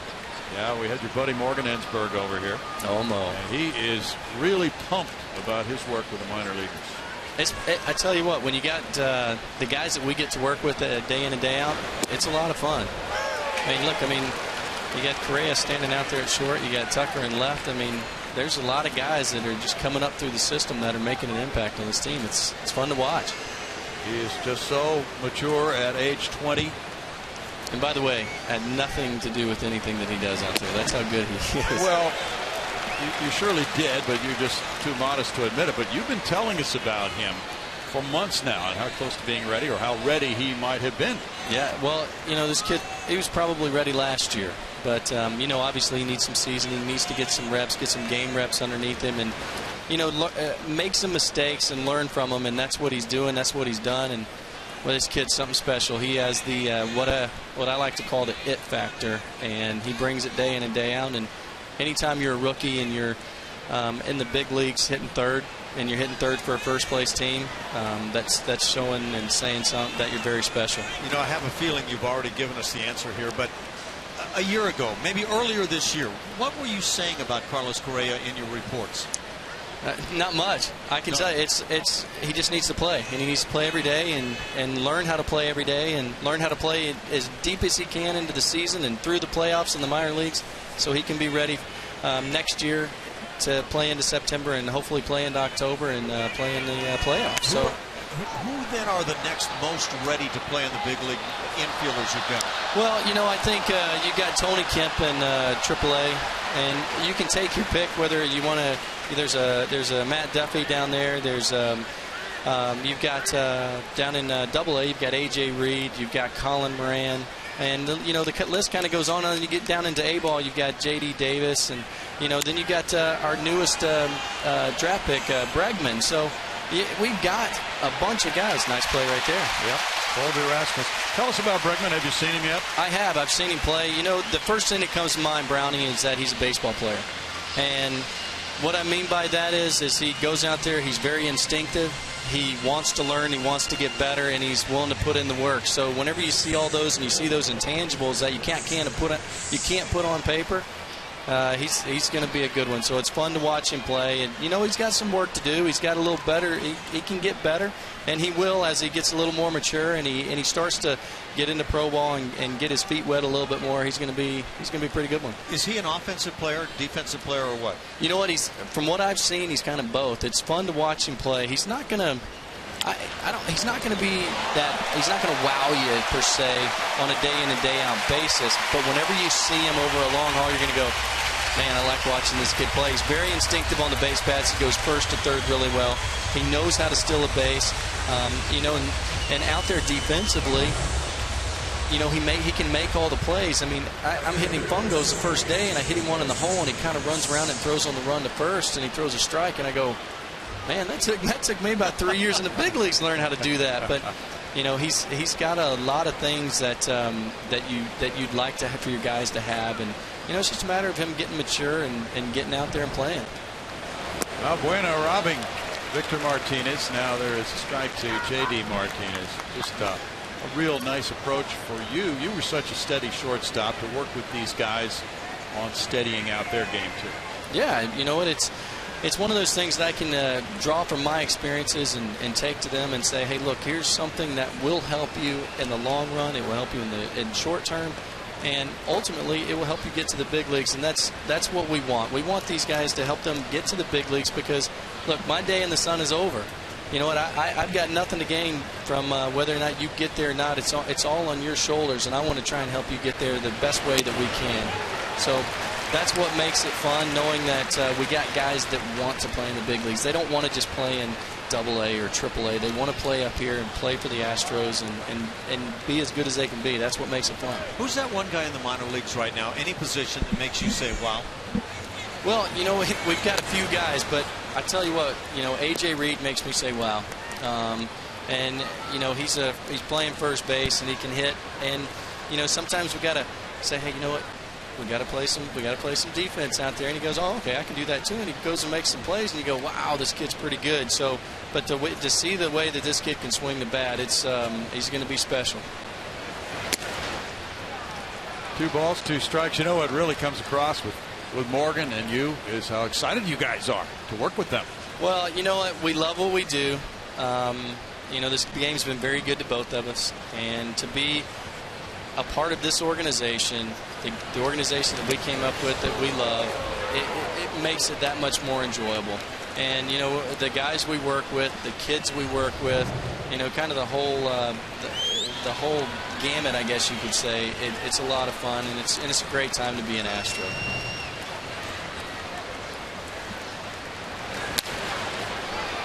That's flared foul. Still a 3-ball, 2-strike count. Now you sense some electricity. You've been here the last few years now. That excitement has built since last year. Yes, I tell you, I was telling somebody this. I said it's starting to come back here in Houston. You can feel the electricity in the stadium. You can kind of see it out when you're walking into the stadium.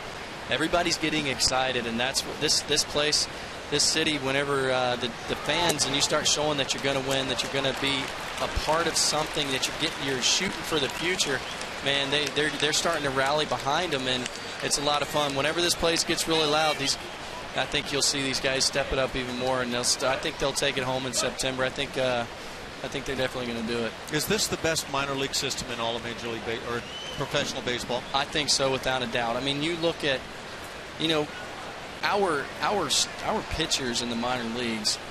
It's fun to watch them, and our pitching staff down in the minor leagues makes our infielders better. They make our outfielders better, and you know what? They make our offense better, and that's what it's all about. I mean, good pitching that's how you get to the playoffs. That's how you win, and that's where we've definitely got an upper hand in the minor leagues.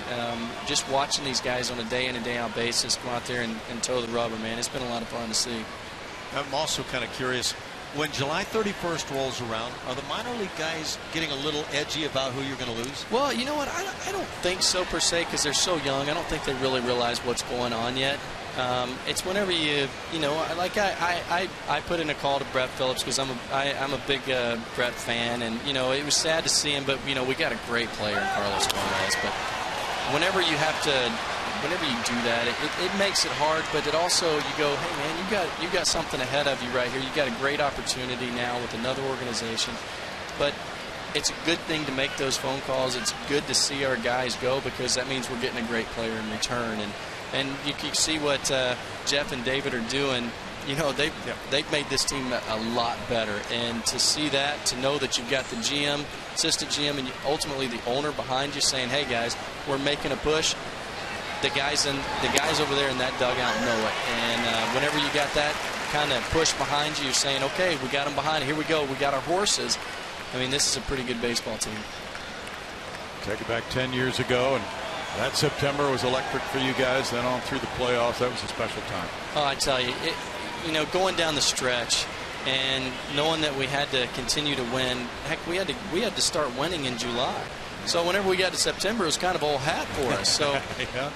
We just kept going, and we believed it, and it reminds me of this team a lot, reminds me of our team, knowing that, hey, they're starting to learn how to win.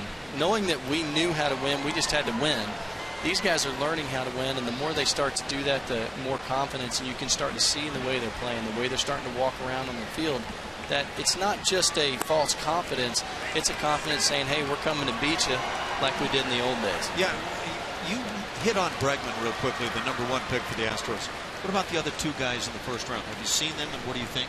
Yes, well, I have not seen Daz, but I have seen Kyle Tucker, and to see, from what I've heard on Cameron, Daz, I mean, both these guys are special. I mean, to see what they're doing now in Greenville, both of them are playing well. Nice pitch there. But it's fun to see these guys come up and to see the way that our scouting department has drafted these guys and how they got them all to sign. It's pretty special. I mean, we got some talent down for years to come. Thanks, Adam, for joining us. Great to see you again. Always a pleasure. Yeah, no, thanks. Always a pleasure.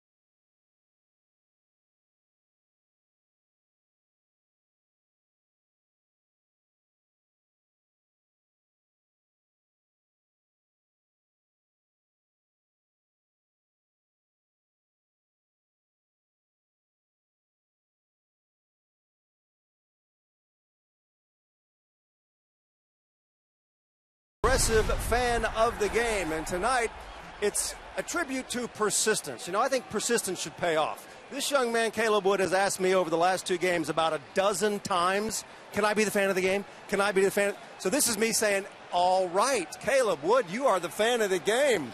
So I saw you down there. You and I met. You were getting some autographs. Who'd you get? I got Jose Altuve, Carlos Correa, Nolan Ryan, Wow. Hank Conger, and Kobe Rasmus. Wow, that's quite a haul. You got Nolan Ryan on there. Yes, sir. And now you need to get Biggio on that ball. You'd have a Hall of Fame ball going. Yes, sir. So how long you been an Astros fan? You're 8 years old, so I'm guessing 8 years? Yeah. 8 years. So you're here with your grandfather. You guys come to a lot of games? Yes. All right. Well, I just want you to know that I'm glad you introduced yourself to me and hounded me mercilessly about being a fan of the game. Nice job. I'm going to give you a big progressive bag to put that ball in, because Caleb Wood is our progressive fan. Persistence pays off, Brownie. It does, Bart. Thank you much. 1-0 Tigers. 1 out. Here's Preston Tucker. Tucker with a strikeout and a fly ball to left, looking to reach base here in the 6th inning against Verlander, who has just allowed 3 singles. And he's walked 1. He's fouled off the leg of Tucker, and strike 1. Great to hear from all the guys we've had up here in the booth. We're getting scouting reports on the minor leaguers, all kinds of information tonight, Ash. Kate Upton's taken in a ball game. Oh, I think I just saw that. She and Mr. Verlander have been an item for a while, correct?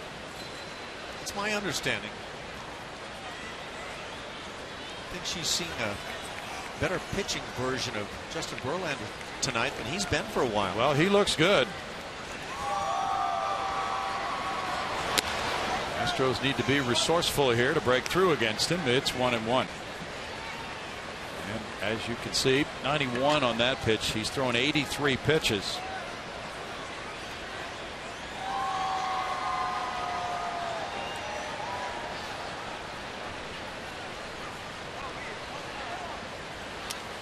Tucker fouls it back. 1 ball, 2 strikes.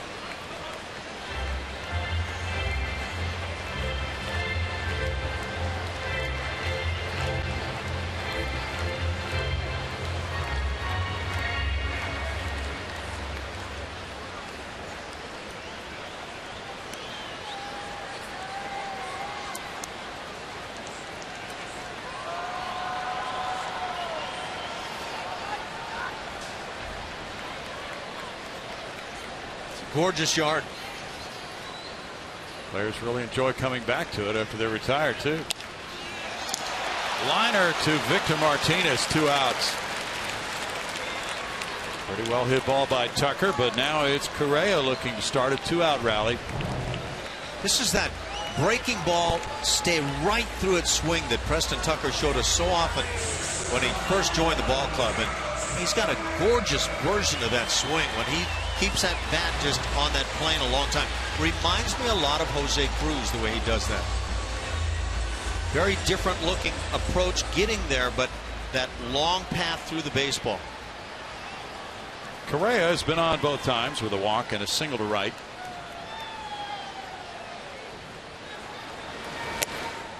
And it's ball 1 with Lowry on deck.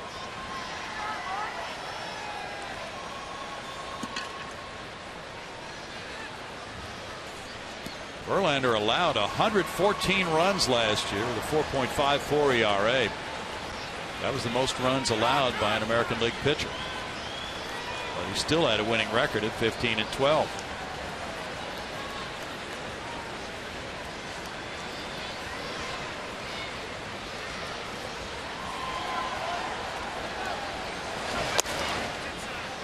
Inside to Correa, that makes it 2-0.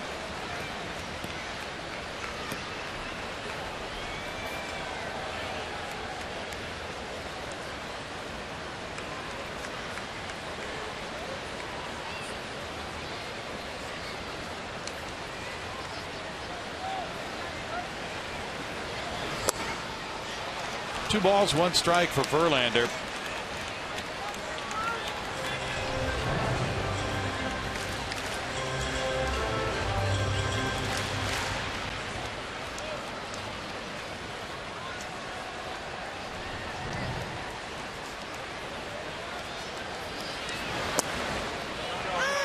Now 2-2.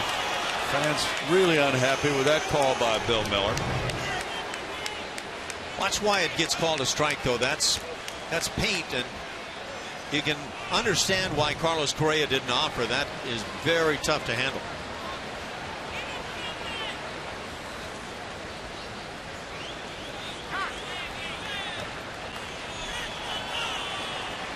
Now McCann will go out.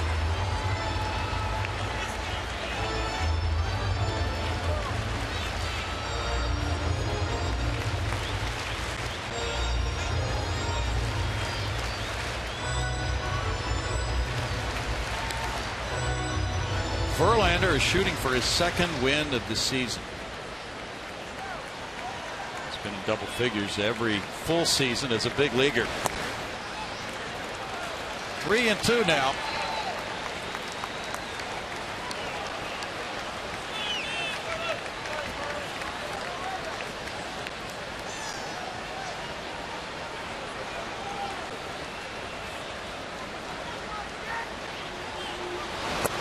And it's ball 4. Correa with a disciplined at bat reaches for the 3rd straight time. 2 walks and a single for Correa. Very disciplined. That changeup on the 3-2, so easy to start the bat on, and yet he watched it all the way.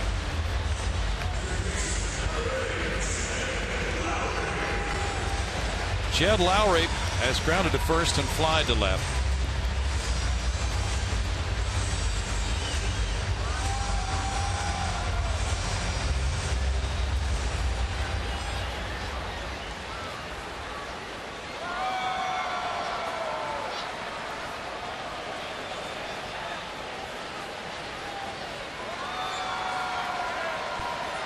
Gomez is on deck. And the throw goes over. Correa diving back.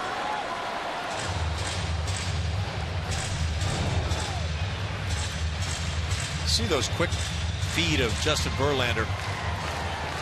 Not sure if he's totally clearing the rubber with that right foot, but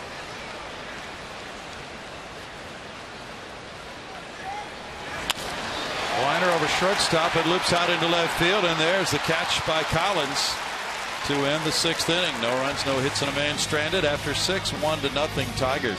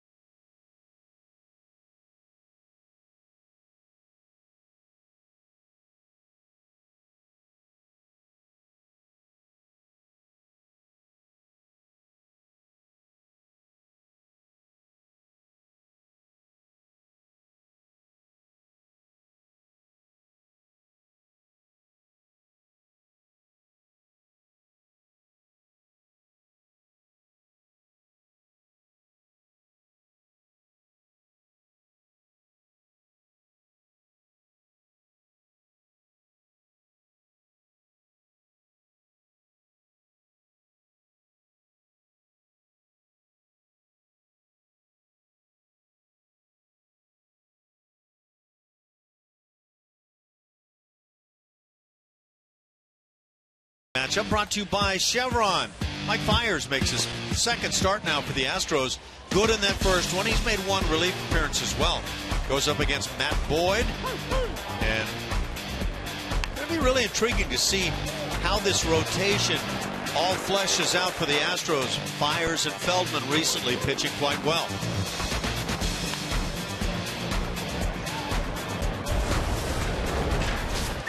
1-0 Tigers. Nick Castellanos leads it off in the 7th. He's 0 for 2. And that's ball 1 to him. Colin McHugh, 9-2 at home. Has won his last 5 home starts.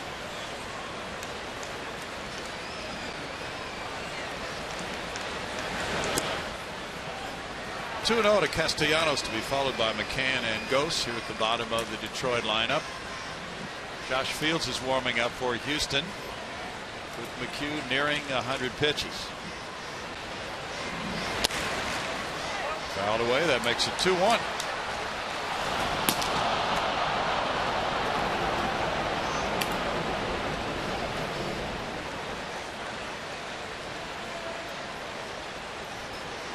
Another strong outing by Colin McHugh. Well, last time out he lost 2-1 at Oakland. He and Dallas Keuchel each working for the first time in a week since their previous start, with the 2 off days the Astros had. That can lead to problems with starting pitchers. They are very much just generically creatures of routine. There are certainly exceptions to that.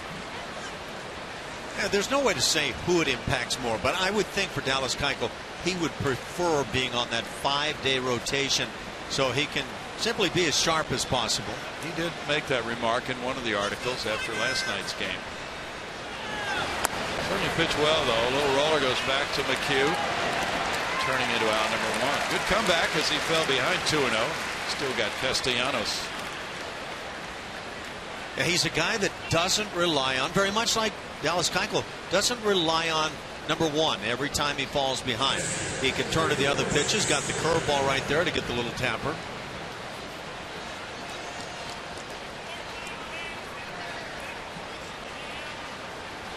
McCann is 0 for 2, 2 ground balls. He was Keuchel's teammate at the University of Arkansas.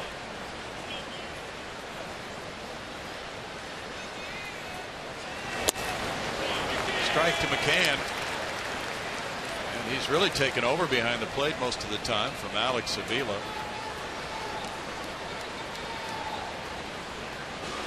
And now Alex Avila's dad, Al Avila, is the new GM. And to me, that would be just impossible to keep your son in that position while you're the GM. I wouldn't be surprised if Alex Avila finds a new address soon.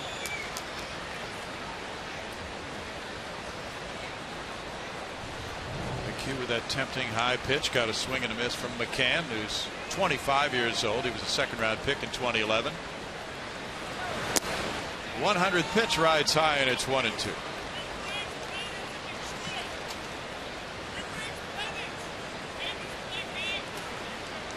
It's Royals 8, Angels 1, bottom of the 6th in Kansas City. Curveball gets a swing and a miss. Castro with a nice block, and the throw for strikeout number 7.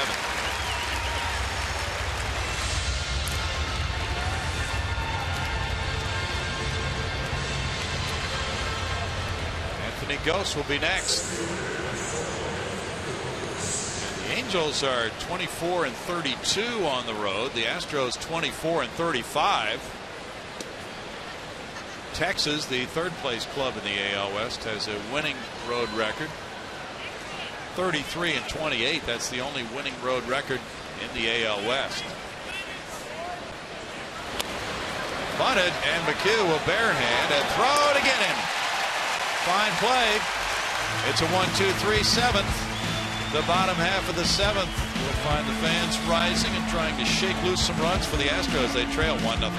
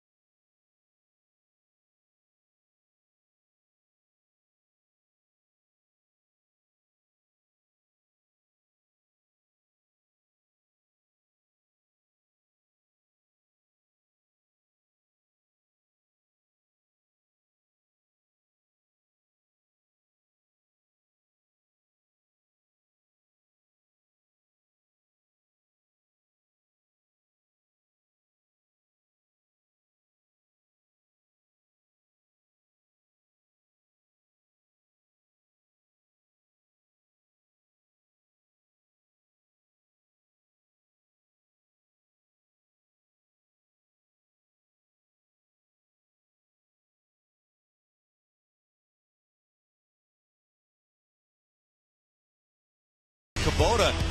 And both guys have been really good tonight.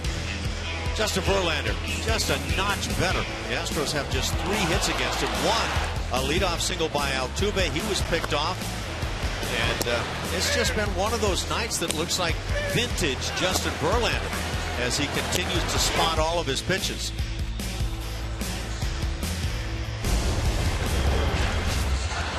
He leads it 1-0 with Gomez, Rasmus, and Gaddis due up in the bottom of the 7th inning. The Astros have flashed back to 2005 and celebrating that World Series team. That was the first year Verlander reached the big leagues. He had only 2 starts with the Tigers that year.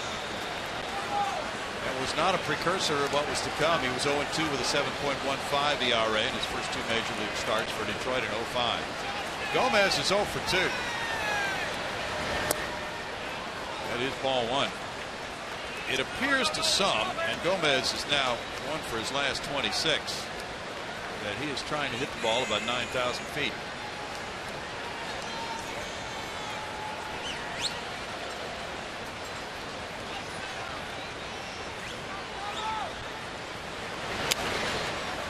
Foul back, and it's 1-1. The attendance is 29,482.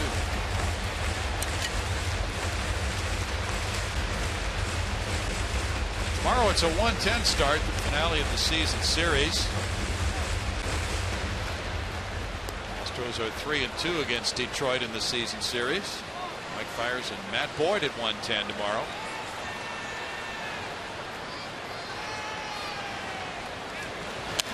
Gomez fouls it. 1-2 with Al Albuquerque and Blaine Hardy warming up for Detroit. Hardy's a left-hander.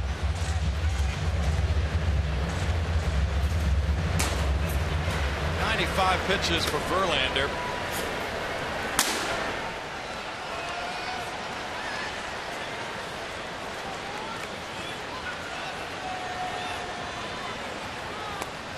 Bat move. They appeal at first. He checked his swing though. It's 2-2 on the Doug Eddings call.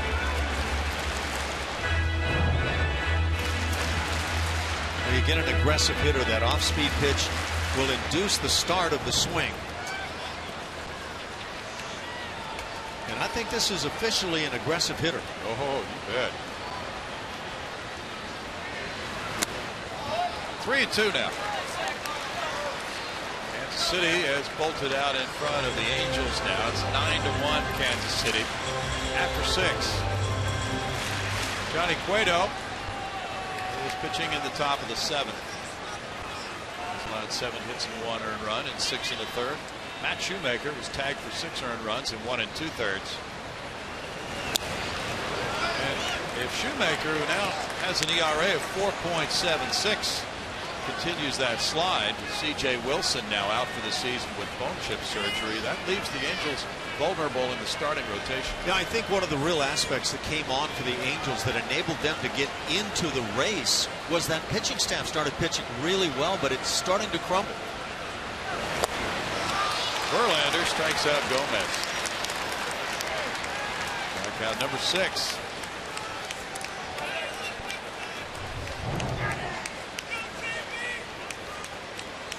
Verlander has turned to that changeup a number of times tonight with 3-2 and 3-1 counts.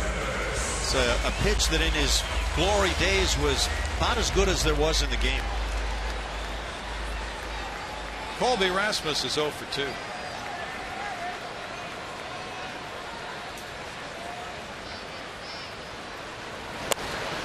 That one sails in at 94 for ball 1. He still has some premium gasoline here. 100 pitches into the game for Verlander. In fact, he hit 95 on Carlos Gomez, and that's been one of the traits of Justin Verlander. Back a few years ago, you'd get him late in the ball game, and he would dial it up beyond anything you'd seen over the first 5. That's in for a strike. 1-1 with Pat Neshek joining Josh Fields in the Astros bullpen. Again, the changeup just floats it and maybe under that strike zone. Texas leads Tampa Bay 3-0. They're in the top of the 5th in Arlington. Colby Lewis has the lead against Chris Archer.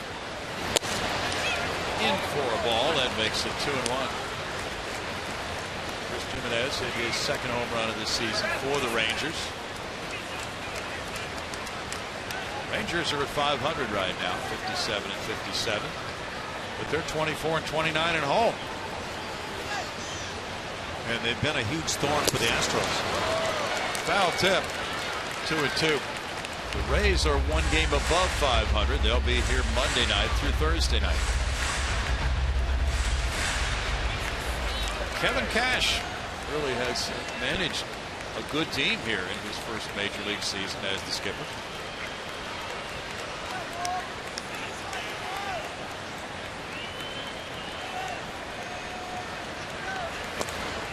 And, you know, there aren't a lot of all-stars in that club who may jump out at fans, actually.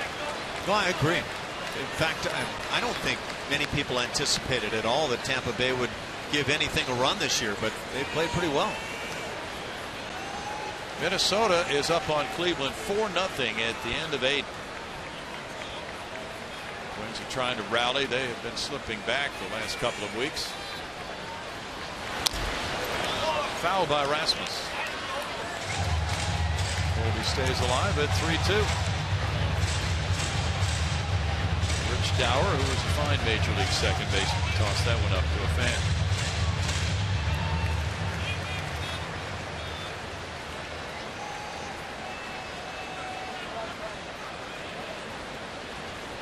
These deep counts can often be where you see a hitter get a pitch to handle, but Verlander has stayed away from that all evening.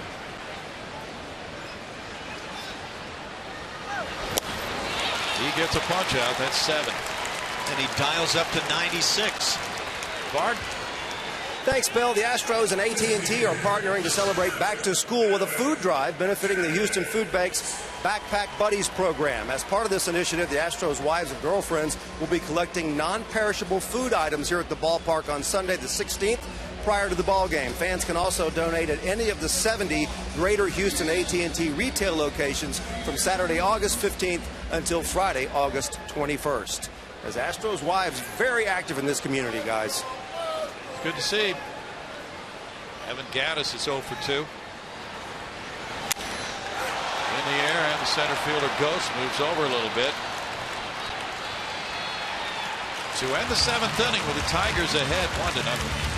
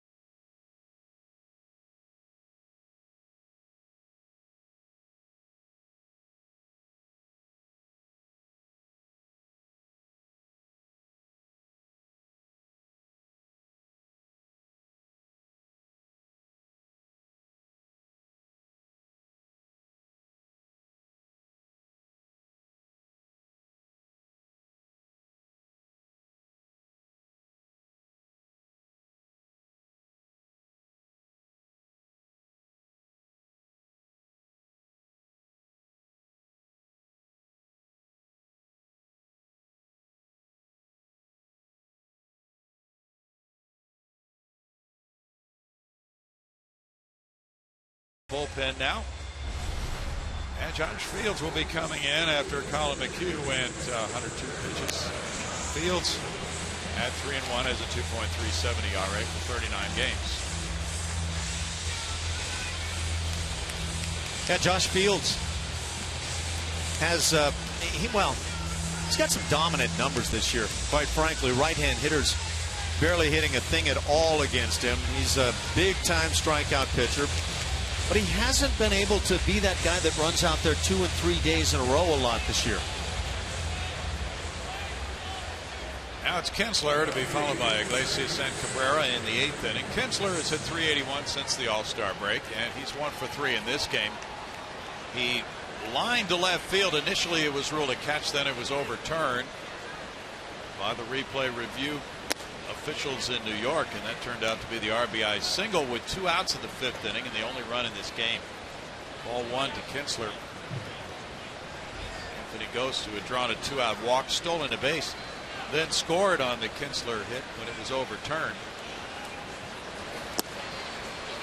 In for a field strike to even the count at 1-1. Very fine evening though for Colin McHugh. 7 innings, 4 hits, 1 run, 2 walks, 7 strikeouts. He was shooting for win number 14. Here's Valbuena and Castro going for it. Valbuena takes care of out number 1.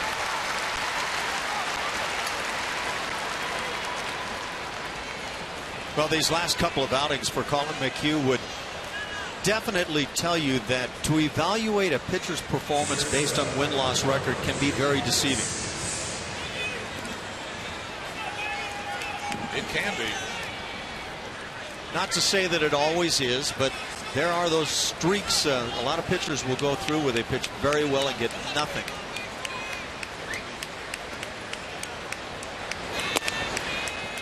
Iglesias turns away. There's ball 1 to him. He's 1 for 3. Josh Fields has not given up any runs in 12 of his last 13 games.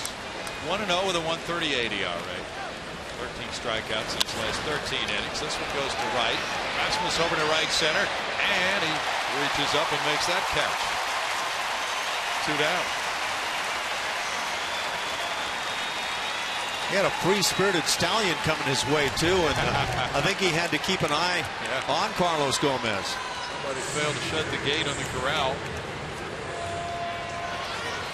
I think that's possibly why Rasmus overran by just inches. This baseball caught it back over the head, but just kind of glancing ahead to see where Gomez was. Well, that's a point though, because anytime a new outfielder joins a club, it might require some adjustments for the guys who play alongside him.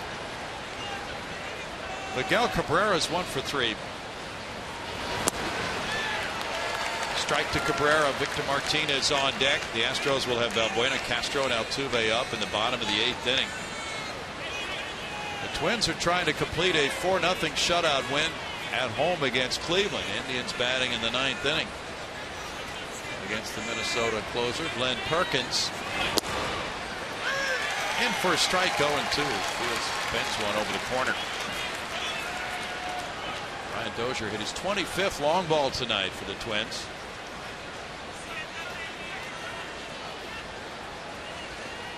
Their starter Tyler Duffy really did well. 6 innings of 1-hit shutout ball tonight for Duffy.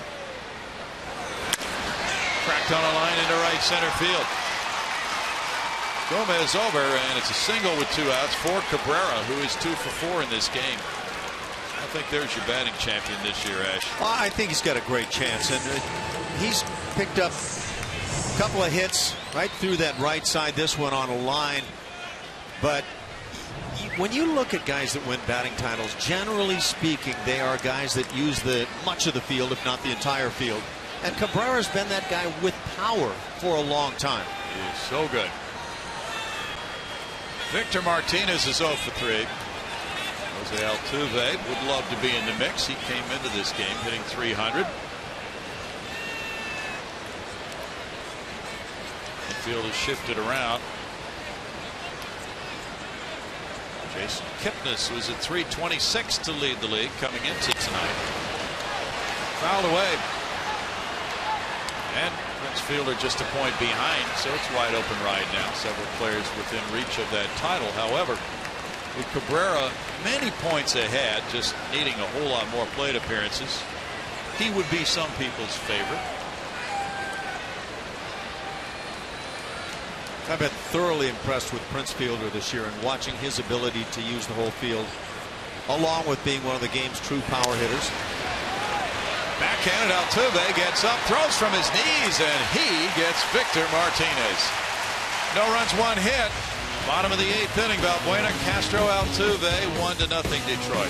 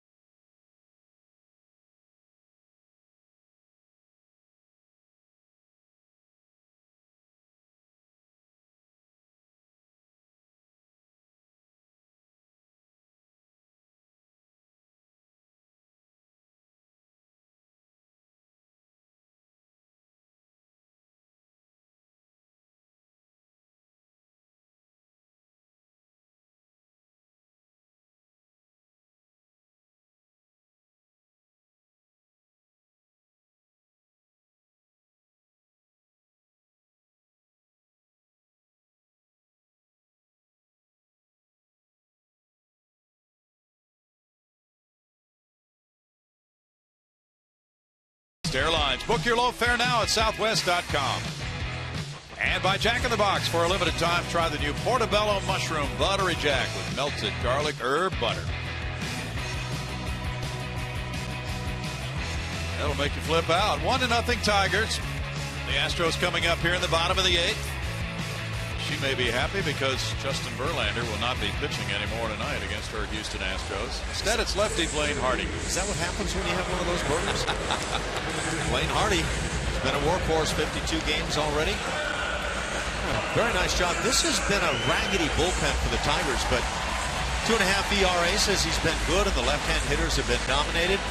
Only 3 extra base hits against him from the lefties.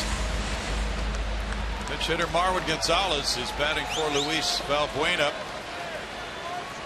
to make it a righty on lefty confrontation here. Or Trey Hellman is running the Astros club. Hardy was going into his motion, but then time had been called by Marwin. Gonzalez with a .261 average has 7 homers, 23 runs batted in, and taking strike 1. Marwin as a pinch hitter is 2 for 12. From the right side, he's hitting .289 compared to .283 as a left-handed batter. Astros on deck.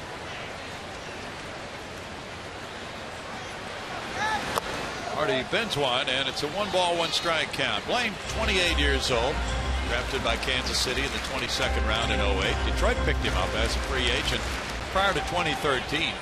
This is his 4th appearance against the Astros this season. He has allowed 1 unearned run in his first 3.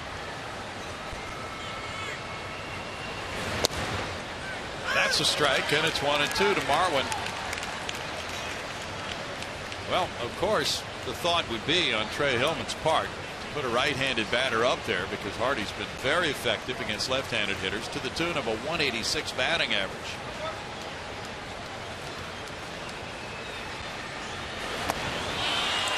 Strikeout for out number 1. Bart.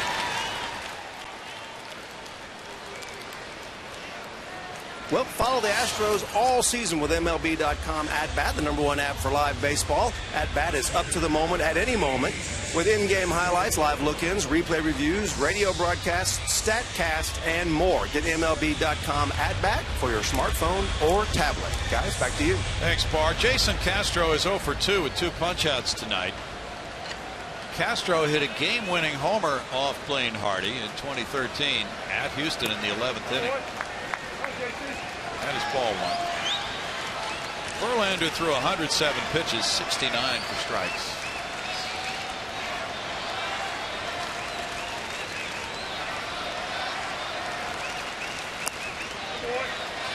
And now it's 2 balls, no strikes.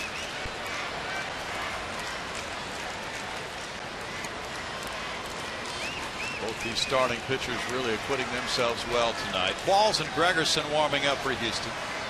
McHugh threw 102 pitches, 67 strikes. Fouled and it's 2-1. Something brawny about Jason Castro as we look at the guys warming up in the Astros pen. That, in talking again about Castro, that likes a battle against left-hand pitching. He's having one of those years where he's actually a little better against the lefties than the righties this year.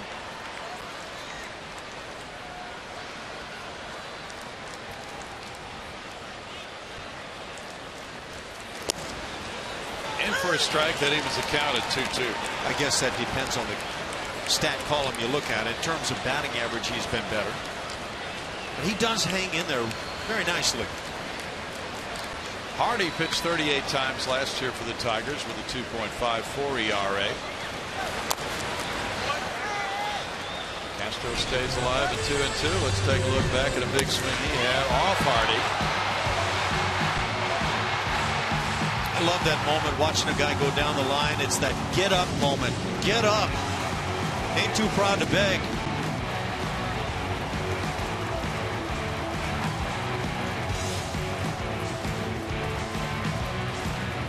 Carlos Corporon doing the honors on the jersey ripping. 3 balls, 2 strikes. It's got to be a clubhouse man's favorite ritual.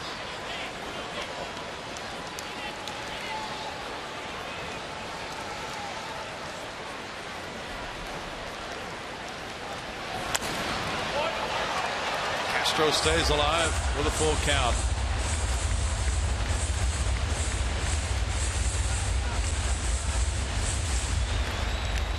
This will be the 8th pitch from Hardy to Castro.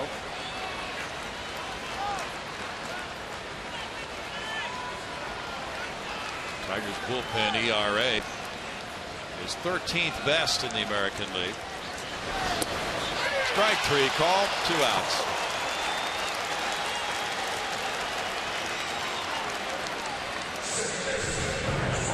Well, again, the numbers say that Hardy's really tough on the left-hand hitters, and that breaking ball just catches the inside edge.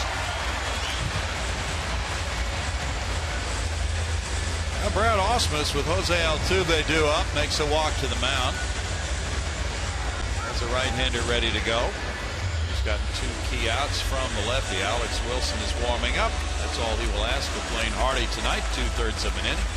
No hits, no runs, 2 strikeouts for Hardy. And with Detroit up 1-0, we'll be right back.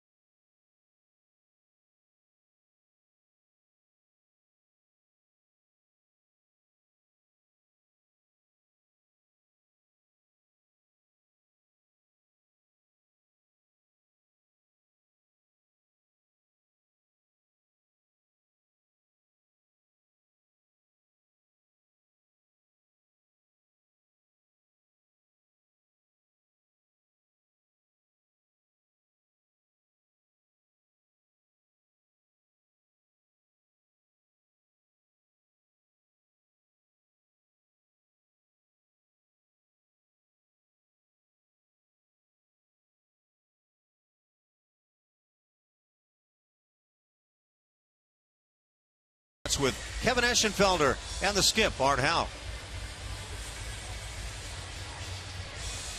They're right there in the ballpark. They love coming out to the ballpark. Alex Wilson got his first win as a Tiger. against the Astros back in May with 2 scoreless innings. He's 2-3 with a 1.84 ERA and a low whip of 1.01 in walks and hits per innings pitched. Jose Altuve faces him. Altuve's 1 for 3. Wilson pitched last night. He worked the 8th inning in the Tigers' 5-1 loss, giving up 2 hits and a run. He surrendered an infield hit to Marisnik and an RBI double to Chris Carter. Ball 1. Altuve's hit came in his first at bat. Wilson's 28 years old. Also was tagged with the loss by the Astros at Detroit May 24th, so he had a win and a loss in that 4-game series. Off the plate. 2-0 now to Altuve. The Astros have been shut out 6 times this year, 3 of them at home. They have not been blanked here at home since May 31st when the White Sox and John Danks did it.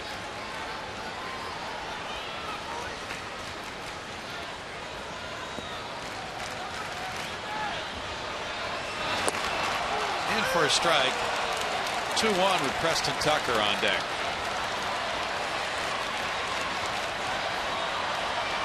The Tigers will have J.D. Martinez, Collins, and Castellanos 2 up in the 9th. Ray Hillman running the club. Skipper A.J. Hinch ejected after the top of the 5th inning. Liner to left. Collins with a catch. We move to the 9th inning with Detroit up 1-0.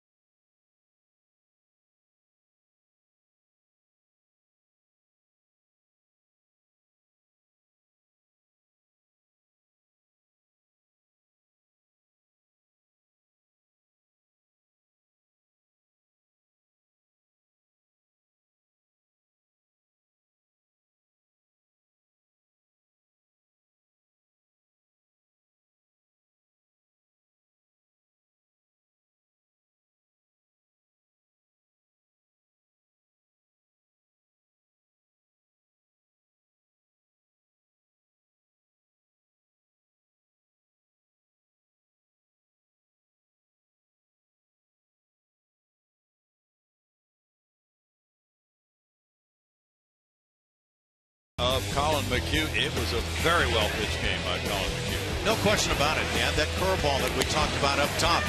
Spotted the fastball well. Never had that moment where he lost command during the course of the game. And he made some nice defense as well, but one line drive that maybe was catchable in left field winds up dropping. It's the call overturned and a run scored, and that's the only run of the ball game. Chad Qualls is in the game now for the 9th inning with Detroit up 1-0. He was introduced as a member of the 05 World Series team. His first major league season was 04. Here he is 10 years after that World Series was celebrated. And in 41 games, 1-4 with 4 saves in 6 opportunities. 12th year in the major leagues, and he is still dealing. Had a little rough patch, but on the whole, you can't complain about what he's done with the numbers. 3.82 ERA, 28 hits in 35 1/3 innings. J.D. Martinez looks at it. There's ball 1. He has grounded out, struck out looking, and walked. That's the first time he hasn't swung at the first pitch. Twins beat the Indians 4-1 in Minnesota. Tyler Duffy got the win over Josh Tomlin. It goes to 2-0.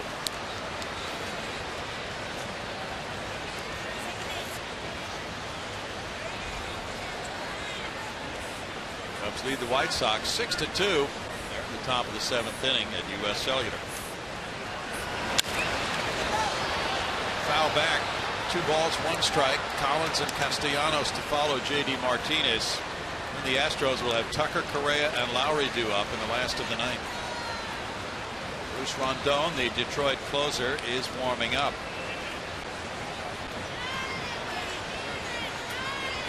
Qualls worked a scoreless inning Tuesday night.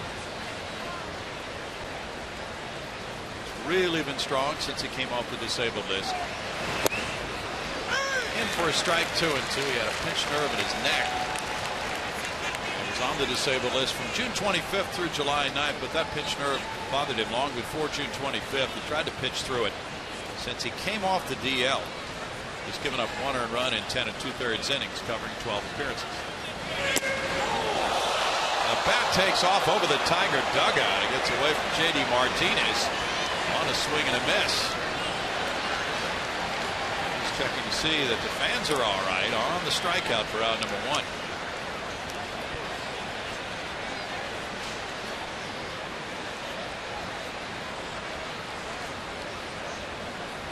So dangerous.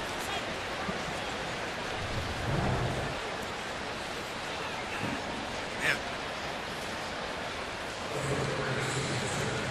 Just get yourself out of the way if you ever happen to be there. Tyler Collins steps up now. He's from Lubbock to Howard Junior College in Texas. 25-year-old outfielder. He's 1 for 3 tonight. He's singled in the 2nd inning. Apparently everybody okay. Bouncer into the shift. Qualls has to cover, and Altuve gets it to him on a 4-1 out number 2.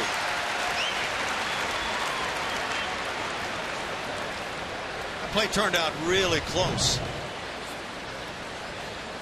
Marlins got a tendency of being really aggressive at first base going after baseballs. That means the pitchers have got to get to the bag as quickly as possible.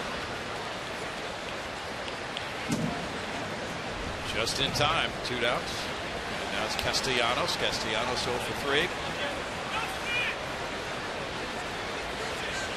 5 hits for Detroit, 3 for Houston. All hits in the game have been singles. There's ball 1. The difference in the game, the overturned call in the 5th inning. Kinsler RBI single to left. Preston Tucker, who attempted the sliding catch and couldn't come up with it, will be leading off the bottom of the 9th. Tap foul. It's a 1 ball, 1 strike count. Qualls went right into that mix in 04 on that team, which went to the league championship series. He had 25 appearances. Then in 05, he made 77 outings out of the bullpen on the team that went to the World Series.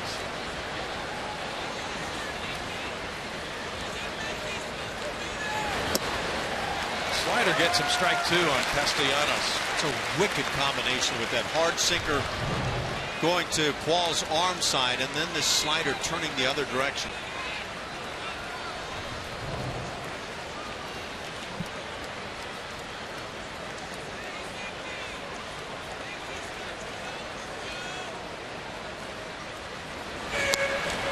There's a strikeout to end the top of the 9th inning. Now can Houston score? It's 1-0 Tigers. The Astros come up in the bottom of the 9th. Tucker, Correa, and Lowry due to bat.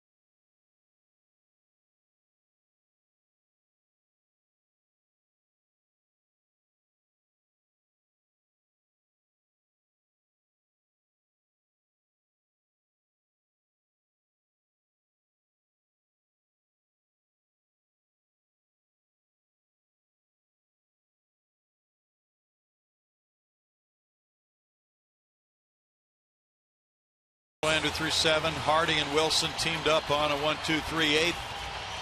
Now Andrew Romine takes over at third base for Castellanos. And it's the closer, Bruce Rondon, 1-1, and he is 2 for 2 in saves in 21 games. 24 years of age, out of Venezuela, and he has assumed that role. He's only picked up a couple of saves. He also had one last year. So it's not like he's an accomplished guy that's been there a whole lot, but he is the man trying to close it down now for the Tigers. And Brad Ausmus. He was sidelined with tendonitis in the bicep area, and that derailed him early in the season. Went on the disabled list, was optioned to Toledo. Then he was recalled June 25th, and Brad Ausmus hoping he can be pitcher number 4 to collaborate on a shutout win. Preston Tucker leads it off. No Astros reach second base in this game. Tucker is 0 for 3.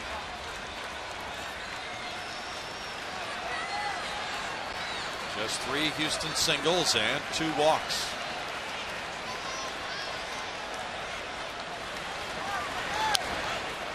Foul for strike 1. Rondon missed all of last season with Tommy John surgery. That fastball clocked at 98. That's right. I said the other save was last year. It was 2 years back for Rondon. That's when he broke in with the Tigers. He had 30 appearances in 2013. Missing there. He goes to a 1-1 count on Tucker. Rondon has allowed just 1 hit, no runs in his last 5 2/3 innings. 26 strikeouts in 17 2/3 innings this season.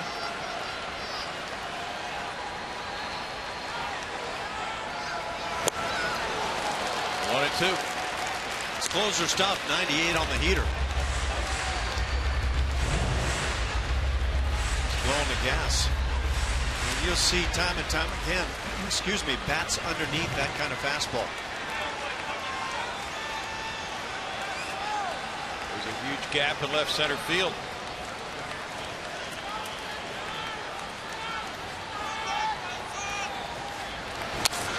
Fly ball deep right center field. Tucker has redeemed himself. Home run to tie it in the bottom of the 9th.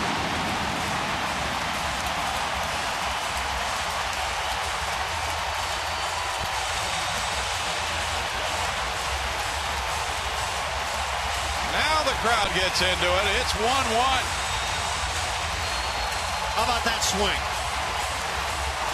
Kind of an unheralded rookie, but he has been a sensation at times. And that was a no-doubter.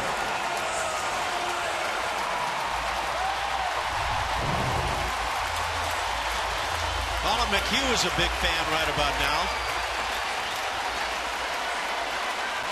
That swing that gets through the baseball.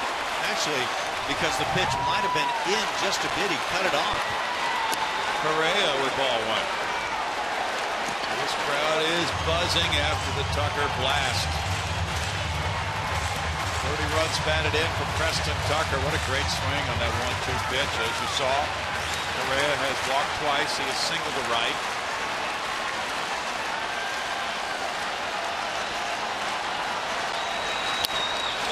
Foul away, and it's 1-1. Trying to blow that fastball again, and this time Tucker got to it. He's got plenty of power.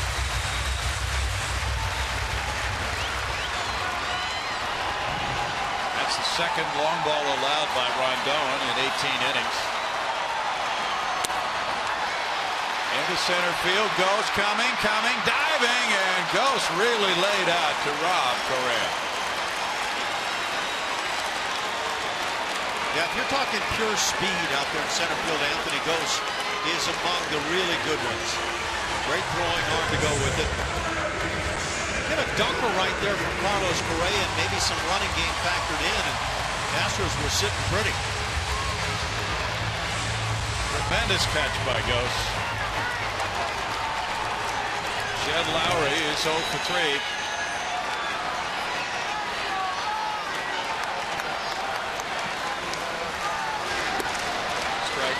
Rendon.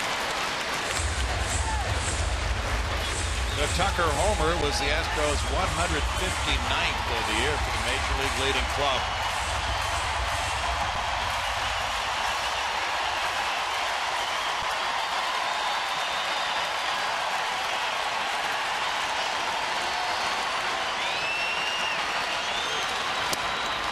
In for a strike, and it's 0-2 to Lowry.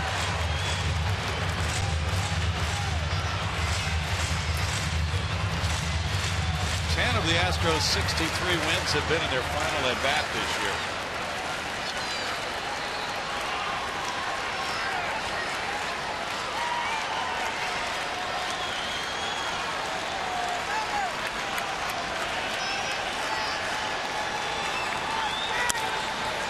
Lowry rolls one, and a diving Kinsler cannot stop it from being a single into right field. Lowry on the 0-2 pitch. So another two-strike hit in the inning, and the Astros get Gomez to the plate with Lowry on at 1 out.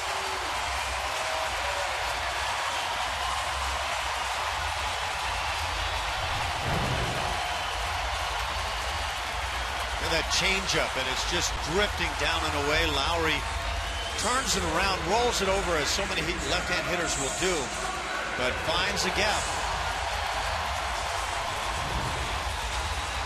Carlos Gomez is 0 for 3. Wouldn't he love to be the guy to provide the game winner? He's been struggling. One for his last 27. Goes shading in several steps to right center. And a good swing. Strike one. The Angels are batting in the top of the ninth at Kansas City. They've scored 2. They trailed 9-3. Hochevar in the game now for the Royals.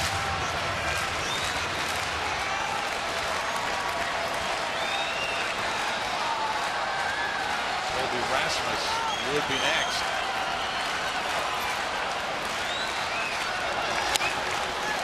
It's 0-2.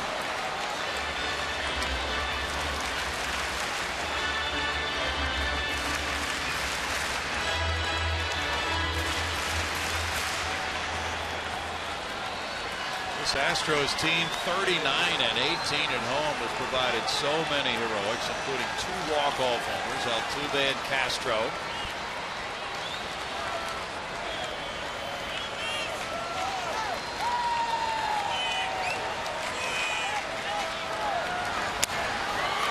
Fouled away. That was a hanger.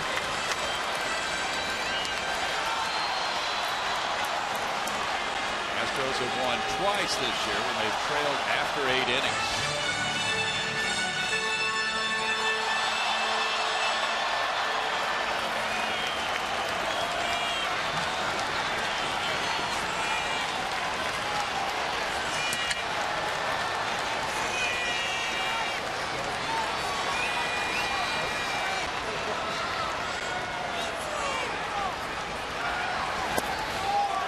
One and 2. That Tucker home run really energized this crowd.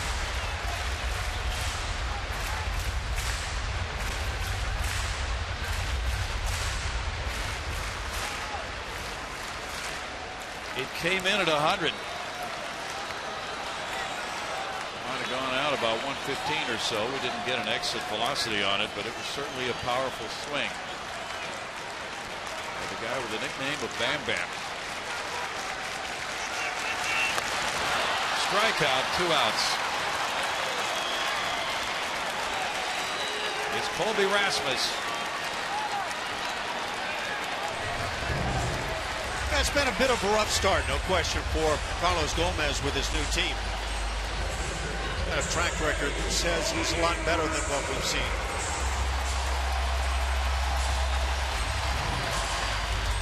Rasmus popped to third, fly to left, struck out.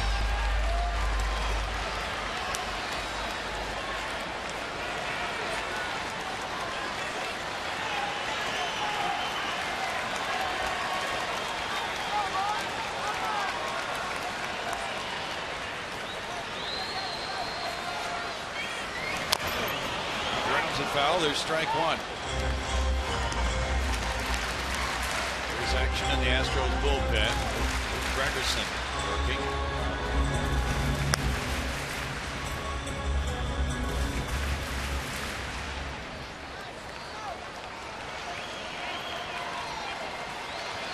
Royals knocked off the Angels 9-4. Angels got 3 in the 9th inning.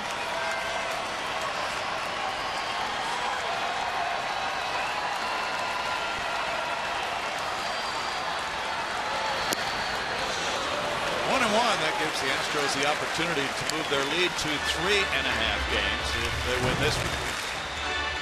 His changeup just keeps drifting away, and Colby somehow manages to lay off. As does, by the way, Bill Miller, the home plate umpire. Johnny Cueto got his second win with the Royals since the trade from Cincinnati, beating Matt Shoemaker.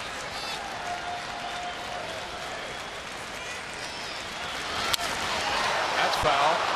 Upper deck foul. 1-2. Just a reminder of the pop possessed by Colby Rasmus.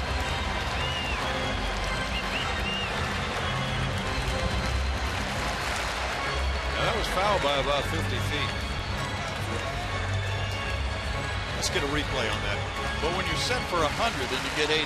Yeah, that happens, right? That changeup leaves you out in front a bit. He's been a big swing guy.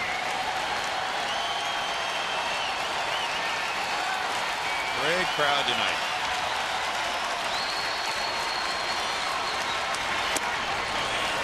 Two.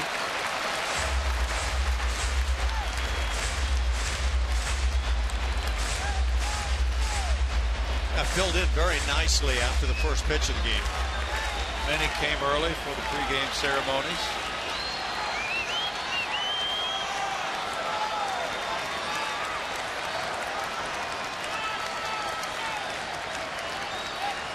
During which you did a great job, by the way. Thank you. That was fun. Having Gaddis on deck. Popped up. How to play. Great to see all the old guys come back. Not that they're that old. What's that old guy stuff? How about Chad Qualls bridging the gap from 05 to 15? Yeah, he was the one guy that came riding out that was a part of that 05 club and today's ball club.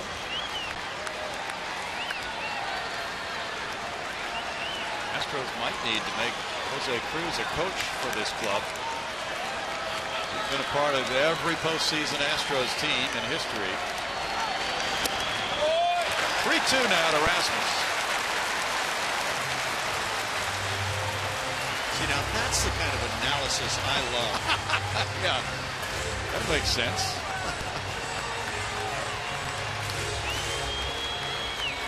Now the advantage, a little bit of one, goes to the Astros with the 3-2 count and Lowry being able to run on the pitch. I like what Brad Ausmus does, bringing the first baseman to the bag. Fans are up. Lowry goes. Swing and a miss, and that's a strikeout with the throw to first completing the 9th inning. But the Astros tie it on the Tucker long ball.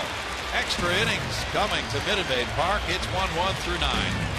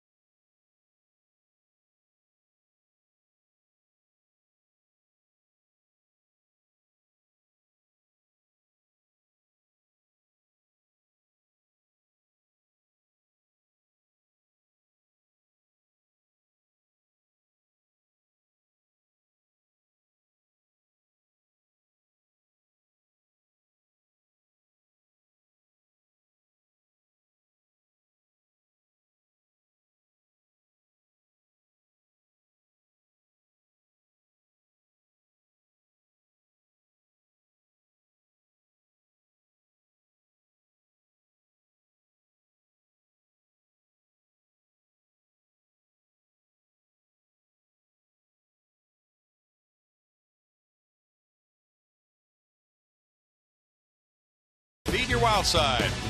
Extra frames coming to Minute Maid Park.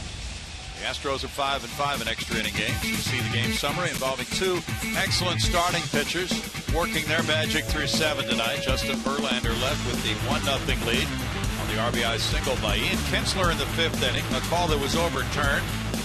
And the Tigers, who are 55-60, and the Astros, who are 63-53, go to extra frames now. Detroit is 3-8 in extra inning games. Luke Gregerson comes in for Houston. Chad Qualls had a 1-2-3 ninth with 2 punch-outs. Gregerson 5-2 with 23 saves and 28 opportunities and a low whip of 1.09. 31 years of age, and you mentioned that whip. That's 4 consecutive years. If he closes that out, that he will have had a whip under 1.1. That is terrific consistency. And 2 for 2 in saves against Detroit, facing James McCann. Throwing strike 1 as the 10th inning begins. McCann is 0 for 3. Each club with 1 run, 5 hits, no errors. Detroit has left 6. Houston has stranded 5. In for a strike. And quickly it's 0-2. The Astros have the only extra base hit of the game. That was the Tucker home run leading off the 9th to tie it.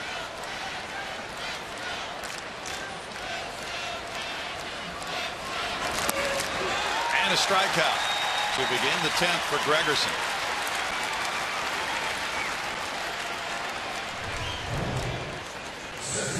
Just turns to the slider. He's got that straight downer at times.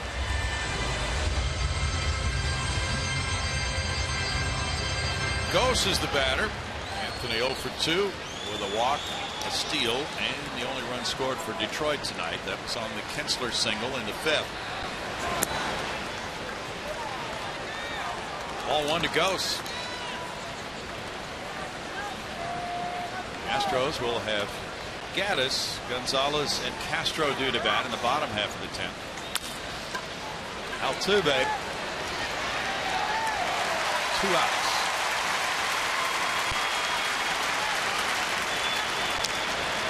And now Kinsler. Ian 1 for 4 tonight. A line drive RBI single in the 5th inning. If you're joining us late, that play was overturned. On the replay review, it was challenged by Brad Ausmus and initially called an out on a sliding attempt at a catch by Tucker, and then it was overturned as Tucker didn't quite get it in his glove and wasn't able to trap it against his body. It did hit the outfield grass, it appeared, and that gave Kinsler on the reversal the RBI single. Al Albuquerque warms up for Detroit. Altuve makes a play to his left, throws from his knees.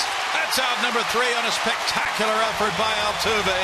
A 6-pitch 10th inning, and Altuve makes the sparkler to send it to the bottom of the 10th, tied at 1.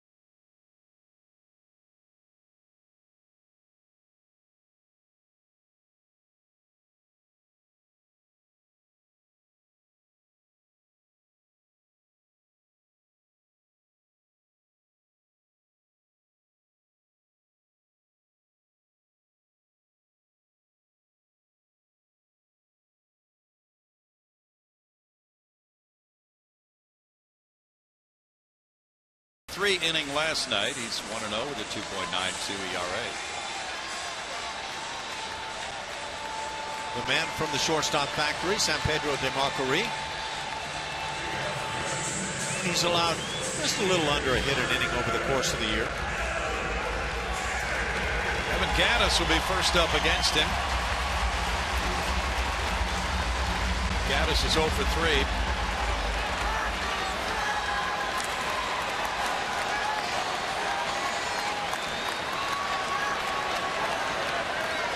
Marwin Gonzalez will follow if necessary.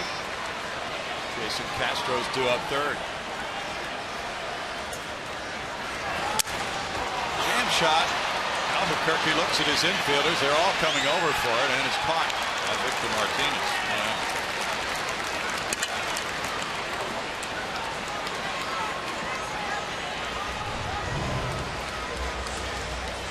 It's that favorite pitch of Evan Gattis. Up near the beard. Just didn't get the barrel to it. Gattis retired, 1 out. Marwin Gonzalez will bat. He took over as a pinch hitter for Valbuena in the 8th inning and struck out, batting right-handed against Blaine Hardy.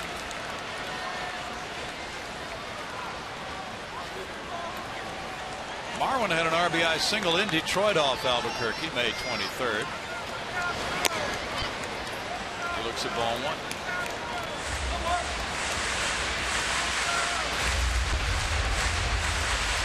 Rangers are blowing out the Rays in the bottom of the 6th inning, 10-1 in Texas.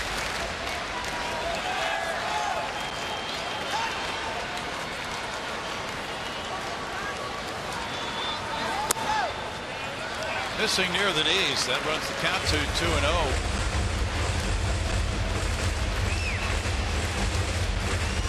Colby Lewis has a good game going for Texas tonight. Chris Archer really absorbed a beating with 8 earned runs allowed in 5 1/3 innings for Tampa Bay. Put him in line to start here against Houston. In for a strike. 2-1 to Marwin.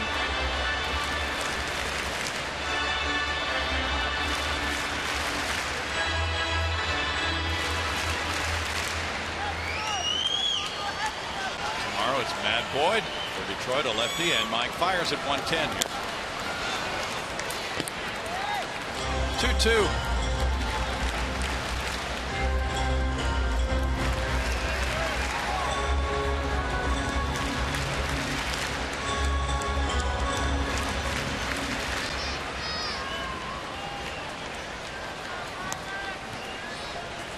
Matt Neshek is warming up for Houston.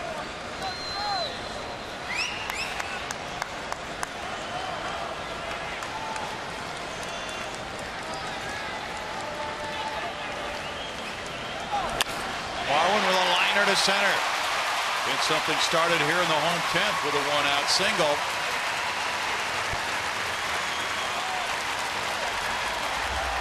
Castro follows. I bet you, sorry, Brownie, for A.J. Hinch, if asked at the end of this season, or even right now, who was the MVP of your club this year?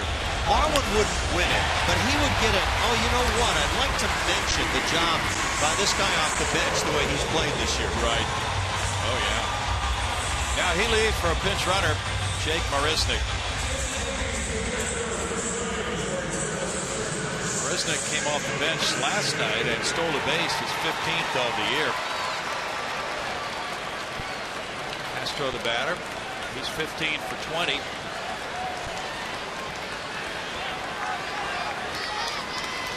Castro's 0 for 3 with 3 strikeouts.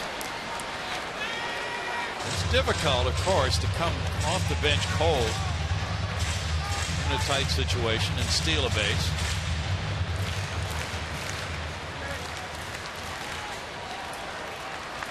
Sometimes the skipper doesn't want a stolen base. He wants that hole at first base for the left-handed batter.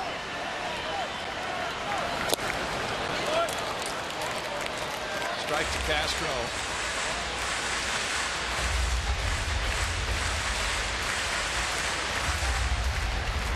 Castro, though, not a classic pull hitter. He has 2 career walk-off hits. He does hit the ball often to left center field, but the Tigers are not planning on that happening with their outfield alignment right now. By the way, it's been easy to steal off of Albuquerque this year. 6 for 6. In the dirt, snap throw to first. They've got him, and Marisnik is out. Wow. That's a preset play with the first baseman darting back in. And talk about getting rid of the ball quickly. Watch McCann here. First baseman staying right there. Big time play by McCann.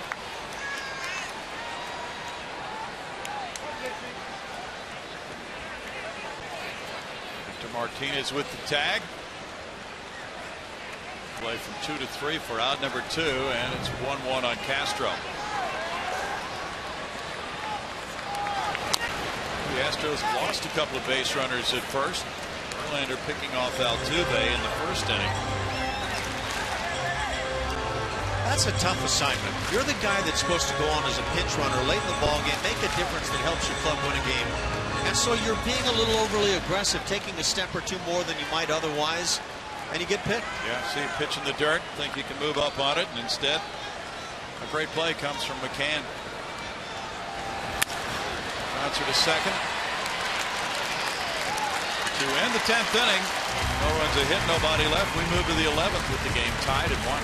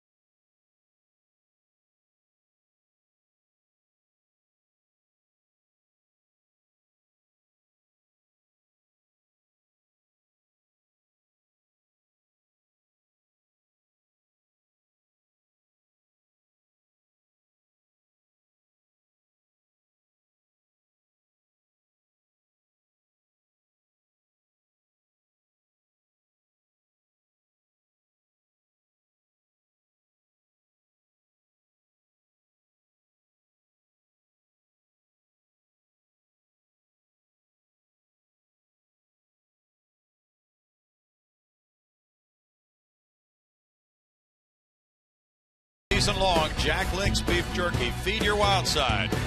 It's 1-1 moving to the 11th inning now. We have changes for the Astros. Tigers have 5 hits. The Astros with 6. We move on with Chris Carter now at first base. Marwin Gonzalez left the pinch runner, Jake Marisnik. So there's one remaining position player on the bench, Hank Conger. And Pat Neshek takes over on the mound. He is pitcher number 5. Luke Gregerson had a 1-2-3/10 with a strikeout. Talk about a guy who's strung together now a couple of seasons with an unbelievable whip. It's this guy, Pat Neshek. 0.7. And that's 2 years in a row. Did that with the Cardinals last year. Well, you've observed quite a bit in this game that relievers have a hard time stacking those 2 great years on top of each other, but no problem for Pat. Iglesias the batter. Fouling it for strike 1. Iglesias is 1 for 4. It just seems that if a pitcher's with a good playoff team, as Neshek was last year with the Cardinals, he gets used a lot, and maybe especially going to postseason play, extra appearances there, and it takes a toll on his arm for the next season. So it's difficult to maintain that kind of a pace 2 years in a row for some. I'll tell you what he does, aside from tough to hit, he doesn't issue walks, so that enables him to have that very low whip.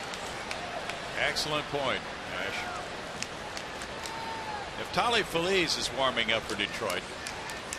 Neshek worked a scoreless inning last night against Detroit. He had a strikeout. There's Phillies, the former Texas Ranger closer. Gregerson also worked last night.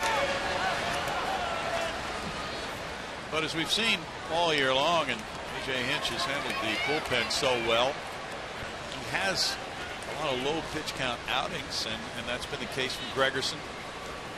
And Neshek, again, as you pointed out, it's easier to bring them back the next day, even with the day game after night game, because they do not throw as many pitches as some relievers.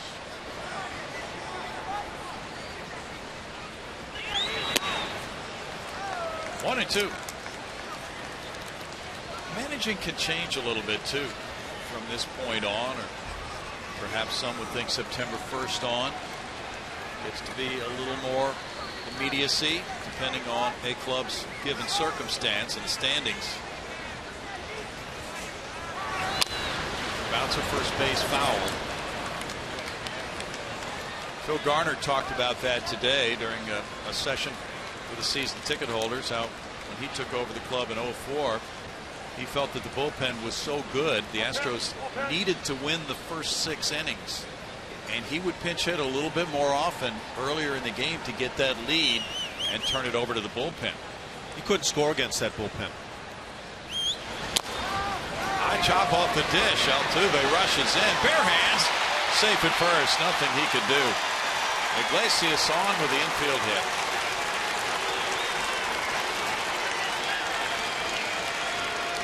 Well, obviously the Tigers have speed aboard. I was just about to say that for Pat Neshek, as you get a little peek at this slow number towards second base and the fact that Iglesias beats it, Pat Neshek hasn't just had 1 year where he's been really good. Over his career, the batting average against is 195.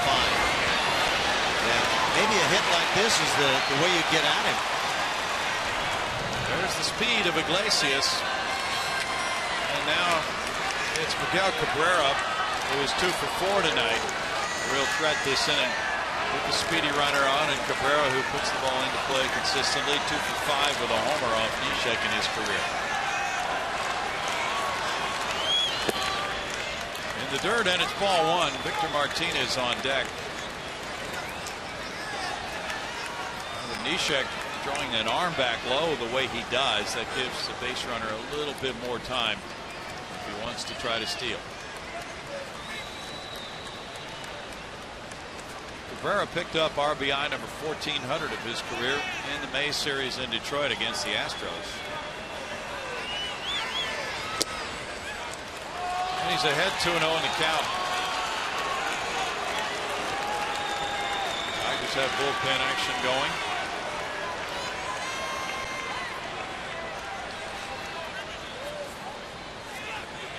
Certainly one thought with the struggles of the Detroit pen in a game like this, even if they are able to take the lead, if the Astros could hold them to just a 1-run lead, Houston would have a chance against that Detroit pen in the bottom of the 11th. And it'll be the top of the lineup. Altuve, Tucker, and Correa due up. I fear Miguel Cabrera. I've said this about him already, that he's one of those rare guys that can take a shot very effectively at a big hole that you provide for him, and there's a huge hole on the right side.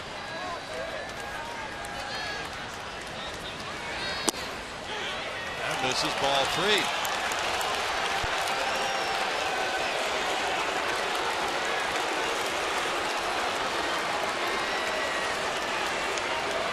Six walks and 43 1/3 innings for Pat Neshek, and he trails 3-0 in the count here to Cabrera.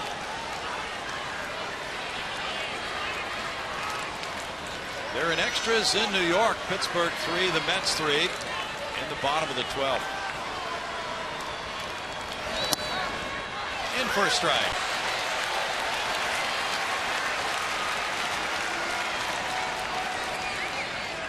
Ramos Ramirez hit his 12th home run. Polanco added number 7. Juan Uribe belted number 12 for the Mets, and Michael Conforto hit his second.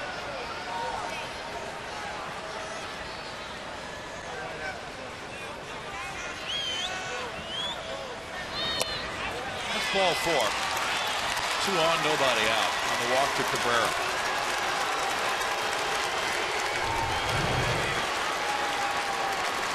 slider is not intended to be one of those front door jobs. They're actually just trying, at least based on the target of Castro, to throw it right through the heart of the plate. Victor Martinez is 0 for 4. Astros have made a couple of excellent plays on him. One in the 6th inning by Valbuena, and in the 8th inning it was Altuve. Neshek can get him to hit the ball on the ground right at somebody. Could be a very easy double play. Line playing him to pull. Puts it in the air though, left center field. That's going to be a flyer, and that is in for extra bases. It'll score 1 and give Detroit the lead. 2-1 on the RBI double for Victor Martinez.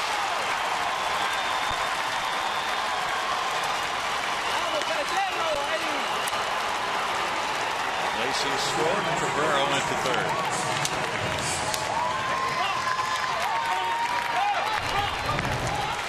All starts with the little chopper. That's a tough pitch. Victor Martinez, obviously a great year last year. He's had a heck of a career, but takes a pitch that, generally speaking, is just going to be taken. Now runners at second and third, nobody out. Victor getting his 15th double, driving in his 50th run. The infield is in tight for J.D. Martinez. Miguel Cabrera is walking off the field. Leaving for a pinch runner. Waiting to see who that will be. Yeah. Rajai Davis. Is that Miguel Cabrera coming off saying, hey, time to pitch run for me? Or was that Brad Ausmus saying, hey, we're going to pitch run for you, hold on a second here? Well, you know, by the time it took Davis to get out there, it might have been Cabrera taking himself out of the game. It's kind of what I felt like. Yeah. So J.D. 0 for 3 with a walk tonight. Lines one to right field. Davis will score. Stop sign at third. And now a 3-1 lead for Detroit. RBI number 76 for the former Astro, J.D. Martinez. And 4 straight Tigers have reached.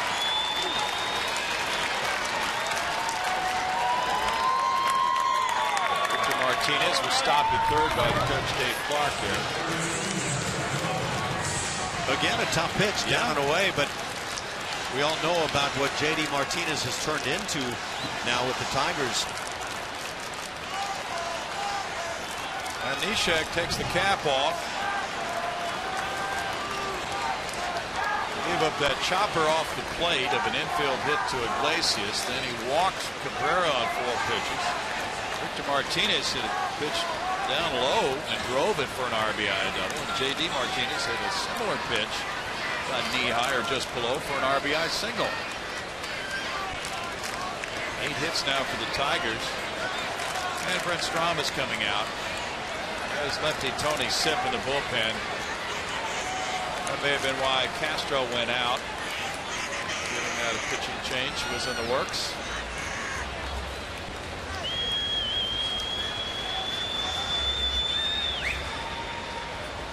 I don't know if Brent Strom has access to information on where pitches have been, but those last 2 hits, very tough pitches. Yeah, it's hard to find a lot of fault, isn't it? Yeah. Yeah. Every now and then it's time to compliment the hitter. That may have been what Pat Neshek was passing on to Brent Strom. And of course, once Stromy leaves the mound here, Neshek is on to face this hitter.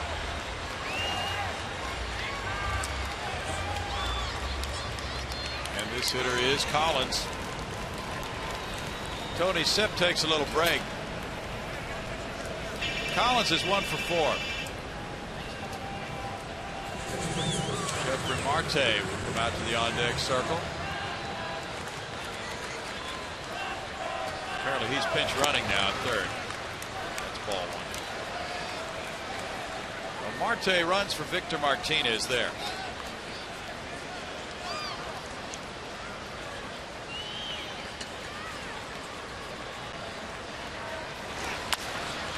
Drive left, in for a hit that'll score run number 4 and make it 4-1 Detroit. And 5 straight Tigers, reaching 3 straight RBI hits off Neshek. Collins drives in his 9th.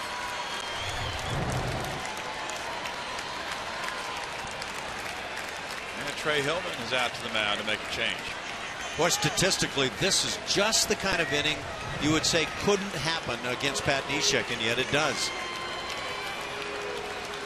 Tony Sipp makes his way in. It's 4-1 Detroit. Back in a moment.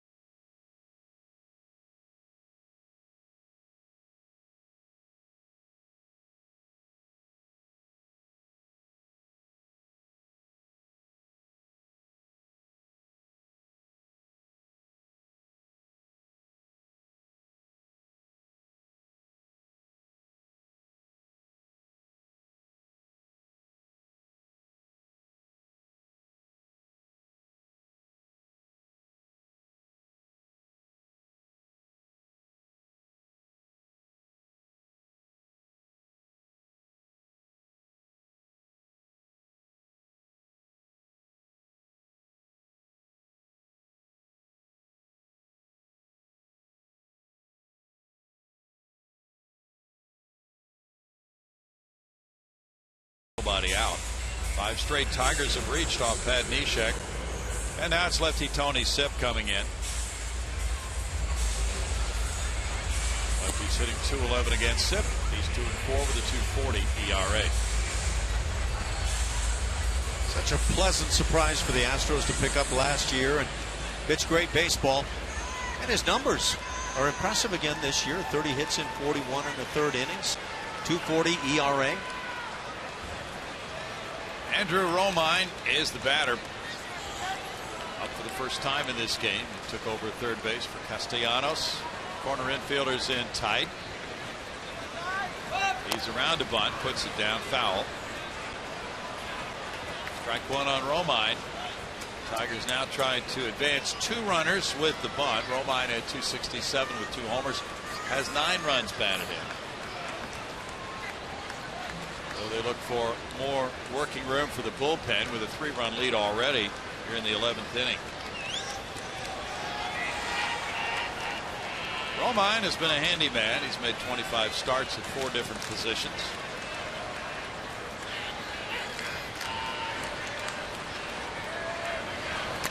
He bunts it in the air, and that is out of the range of Castro. He couldn't locate it right off the bat. 0-2.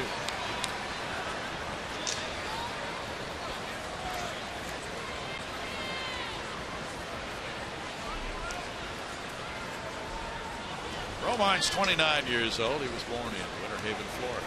Went to Arizona State. His brother Kevin played for Boston. His father Kevin played for Boston. His brother Austin played for the Yankees.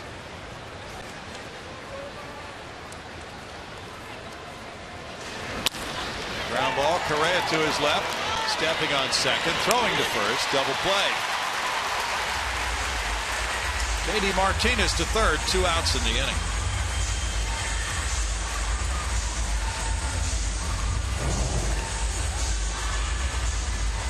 Tailor-made. No need for the middleman right there. You trying to cut out the middleman? No, financially that wouldn't be a wise move, would it? Except for the consumer. Yeah. And the consumer in this case simply gets the double play. Okay. Okay. Now James McCann, he's 0 for 4. Cardinals beat the Marlins 6-2 in St. Louis. John Lackey going to 10-7. Beating Brad Hand. He's 2-3.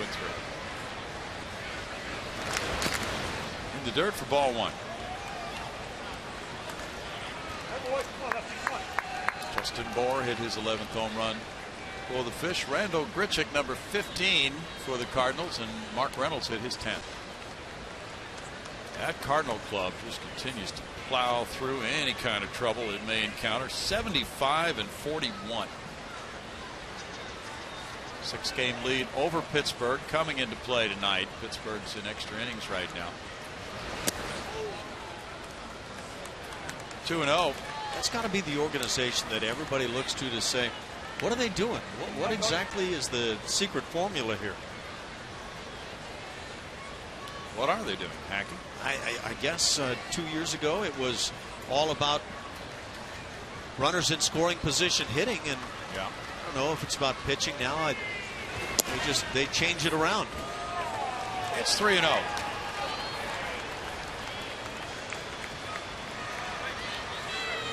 Right here now. Come on. Well, we had a session today talking with players from the 05 team about those great games between the Astros and Cardinals back in 04 and 05 in the playoffs. League Championship Series back-to-back between the two. And that's a walk to McCann. Team back then that was dominated by Albert Pujols. Yeah. You kind of had to work your way around him. True. This has been going on for a while. Anthony Gose is 0 for 3 with a walk, a steal, and a run scored. It's amazing, though. The Redbirds have lost some key players to injury. Matt Holliday, they just keep right on churning, don't they? Everybody gets injuries, and you don't hear excuses. They find a way.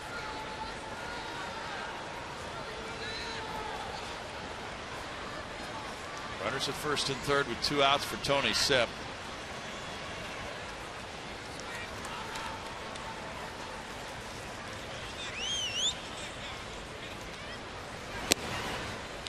Strike 1.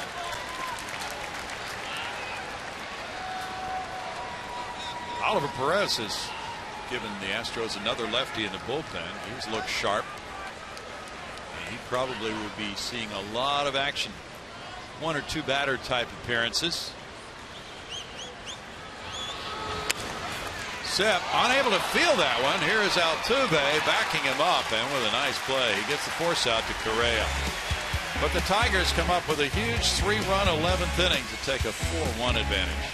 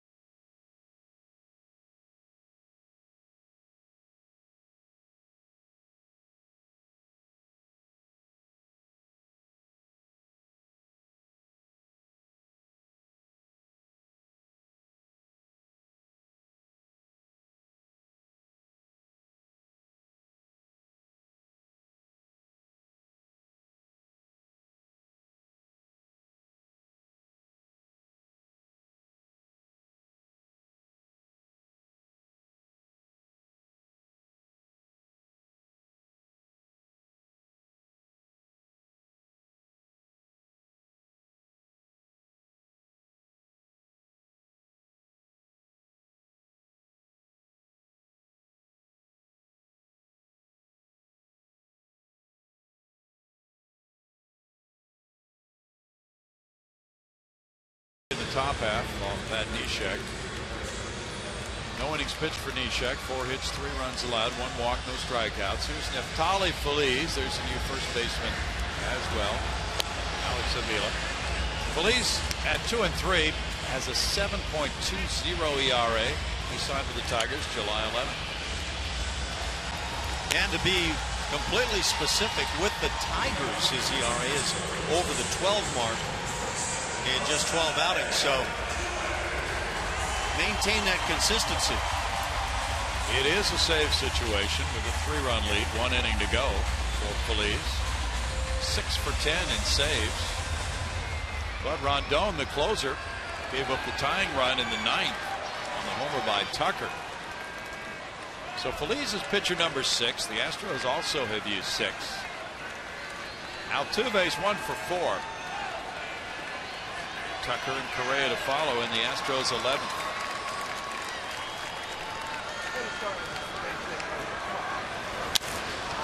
Altuve puts it in the air, and 3 players moving toward it. J.D. Martinez in foul territory.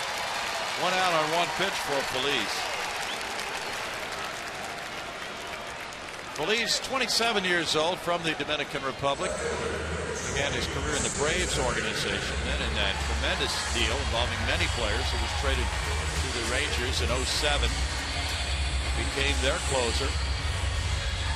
Had some big years. He had 40 saves for Texas, and he was an all-star in 2010. Had a save in the World Series that year. Tucker ripped the homer in the 9th inning to tie it. He's 1 for 4. All right, strike 1. It went right between the umpire's legs. Can't fail to stop it.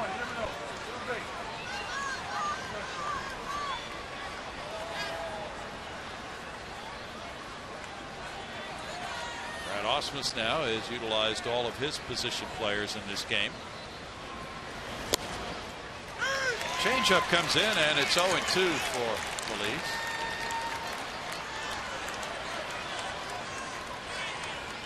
For his career, he's held lefty hitters to a 177 batting average.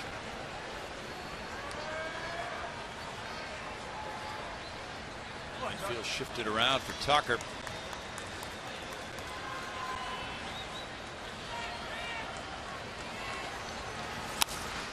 And he fouls it away.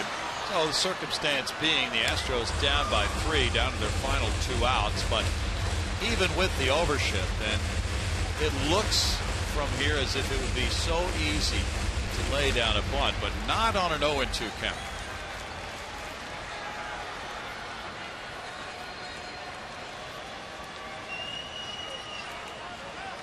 No, in fact, we saw Colby Rasmus try that a few weeks ago, and it didn't wind up a positive effort.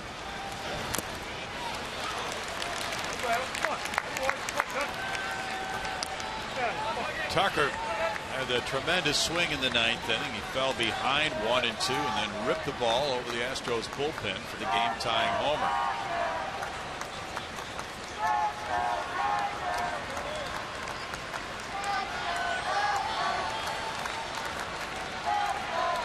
Rangers are winning big, 10-1. They're in the bottom of the 7th inning in Arlington. 1-2. And they could be the big beneficiaries if the Astros lose this game in the AL West. If the Astros were to lose and the Rangers were to win, Texas would be 4 games back. And a game and a half out of second. The Angels would be 2.5 back. Ground ball right to the shortstop. Actually, the third baseman. Line takes care of it. 2 outs. It's been uncanny for Preston Tucker over the past 2-3 weeks. He's hit probably 4 or 5 balls right at the lone survivor on that left side of the infield. And we're not talking about Marcus Luttrell. No, no. Carlos Correa has walked twice and singled. He hit that fly ball, and it was caught on a diving catch by Gose right after the Tucker homer in the 9th. Jed Lowry's on deck.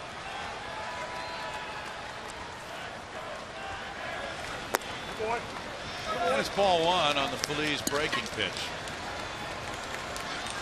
Feliz is making his 5th appearance of the year against the Astros. He gave up a 2-run homer in Texas to Colby Rasmus early in the season, April 10th.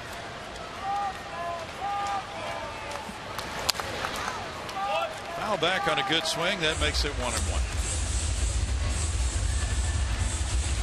Dodgers are leading at home over Cincinnati. It's 8-3 in the bottom of the fourth. And that Dodger trade, though, picking up the 2 starting pitchers, Matt Latos and Alex Wood, so far has not reaped good dividends for them. And they'll be here next weekend.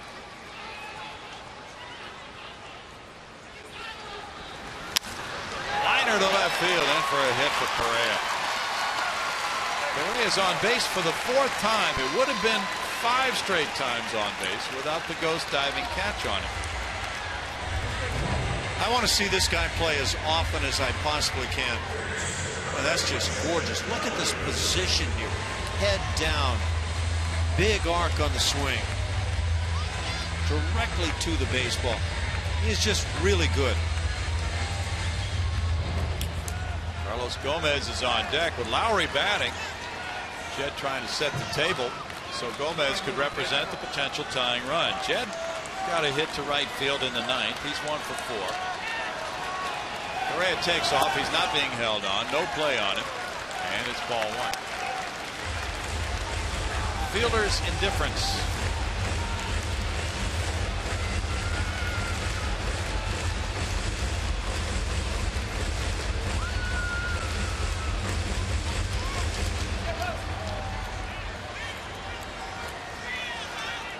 Fred Anderson starting for the Dodgers tonight. Adrian Gonzalez hit his 24th homer. Justin Turner, number 14. He just returned from the disabled list. And Kike Hernandez hit number 6, while Yasiel Puig chimed in with his 10th of the year. There's a shot into center field. Correa turning third, coming to the plate. And it's 4-2 on the RBI single by Lowry. That does get Gomez to the plate. Lowry 2 for 5 tonight. Gets his 17th run batted in. There you go, Brownie. That's exactly what the Astros needed. And I've talked to pitchers who wind up being the victims of the base runner, fielder's indifference, base hit, and the run scoring, and they hate it. Yeah. Just hate it, and I don't blame them. Well, Phillies has given up back-to-back solid line drive hits.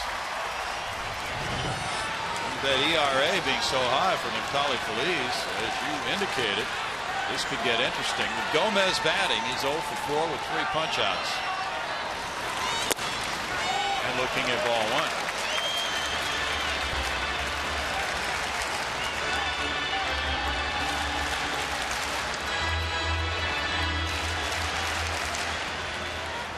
Rasmus is on deck. 9 hits for Detroit, 8 for Houston. Grounded to short. Iglesias to second.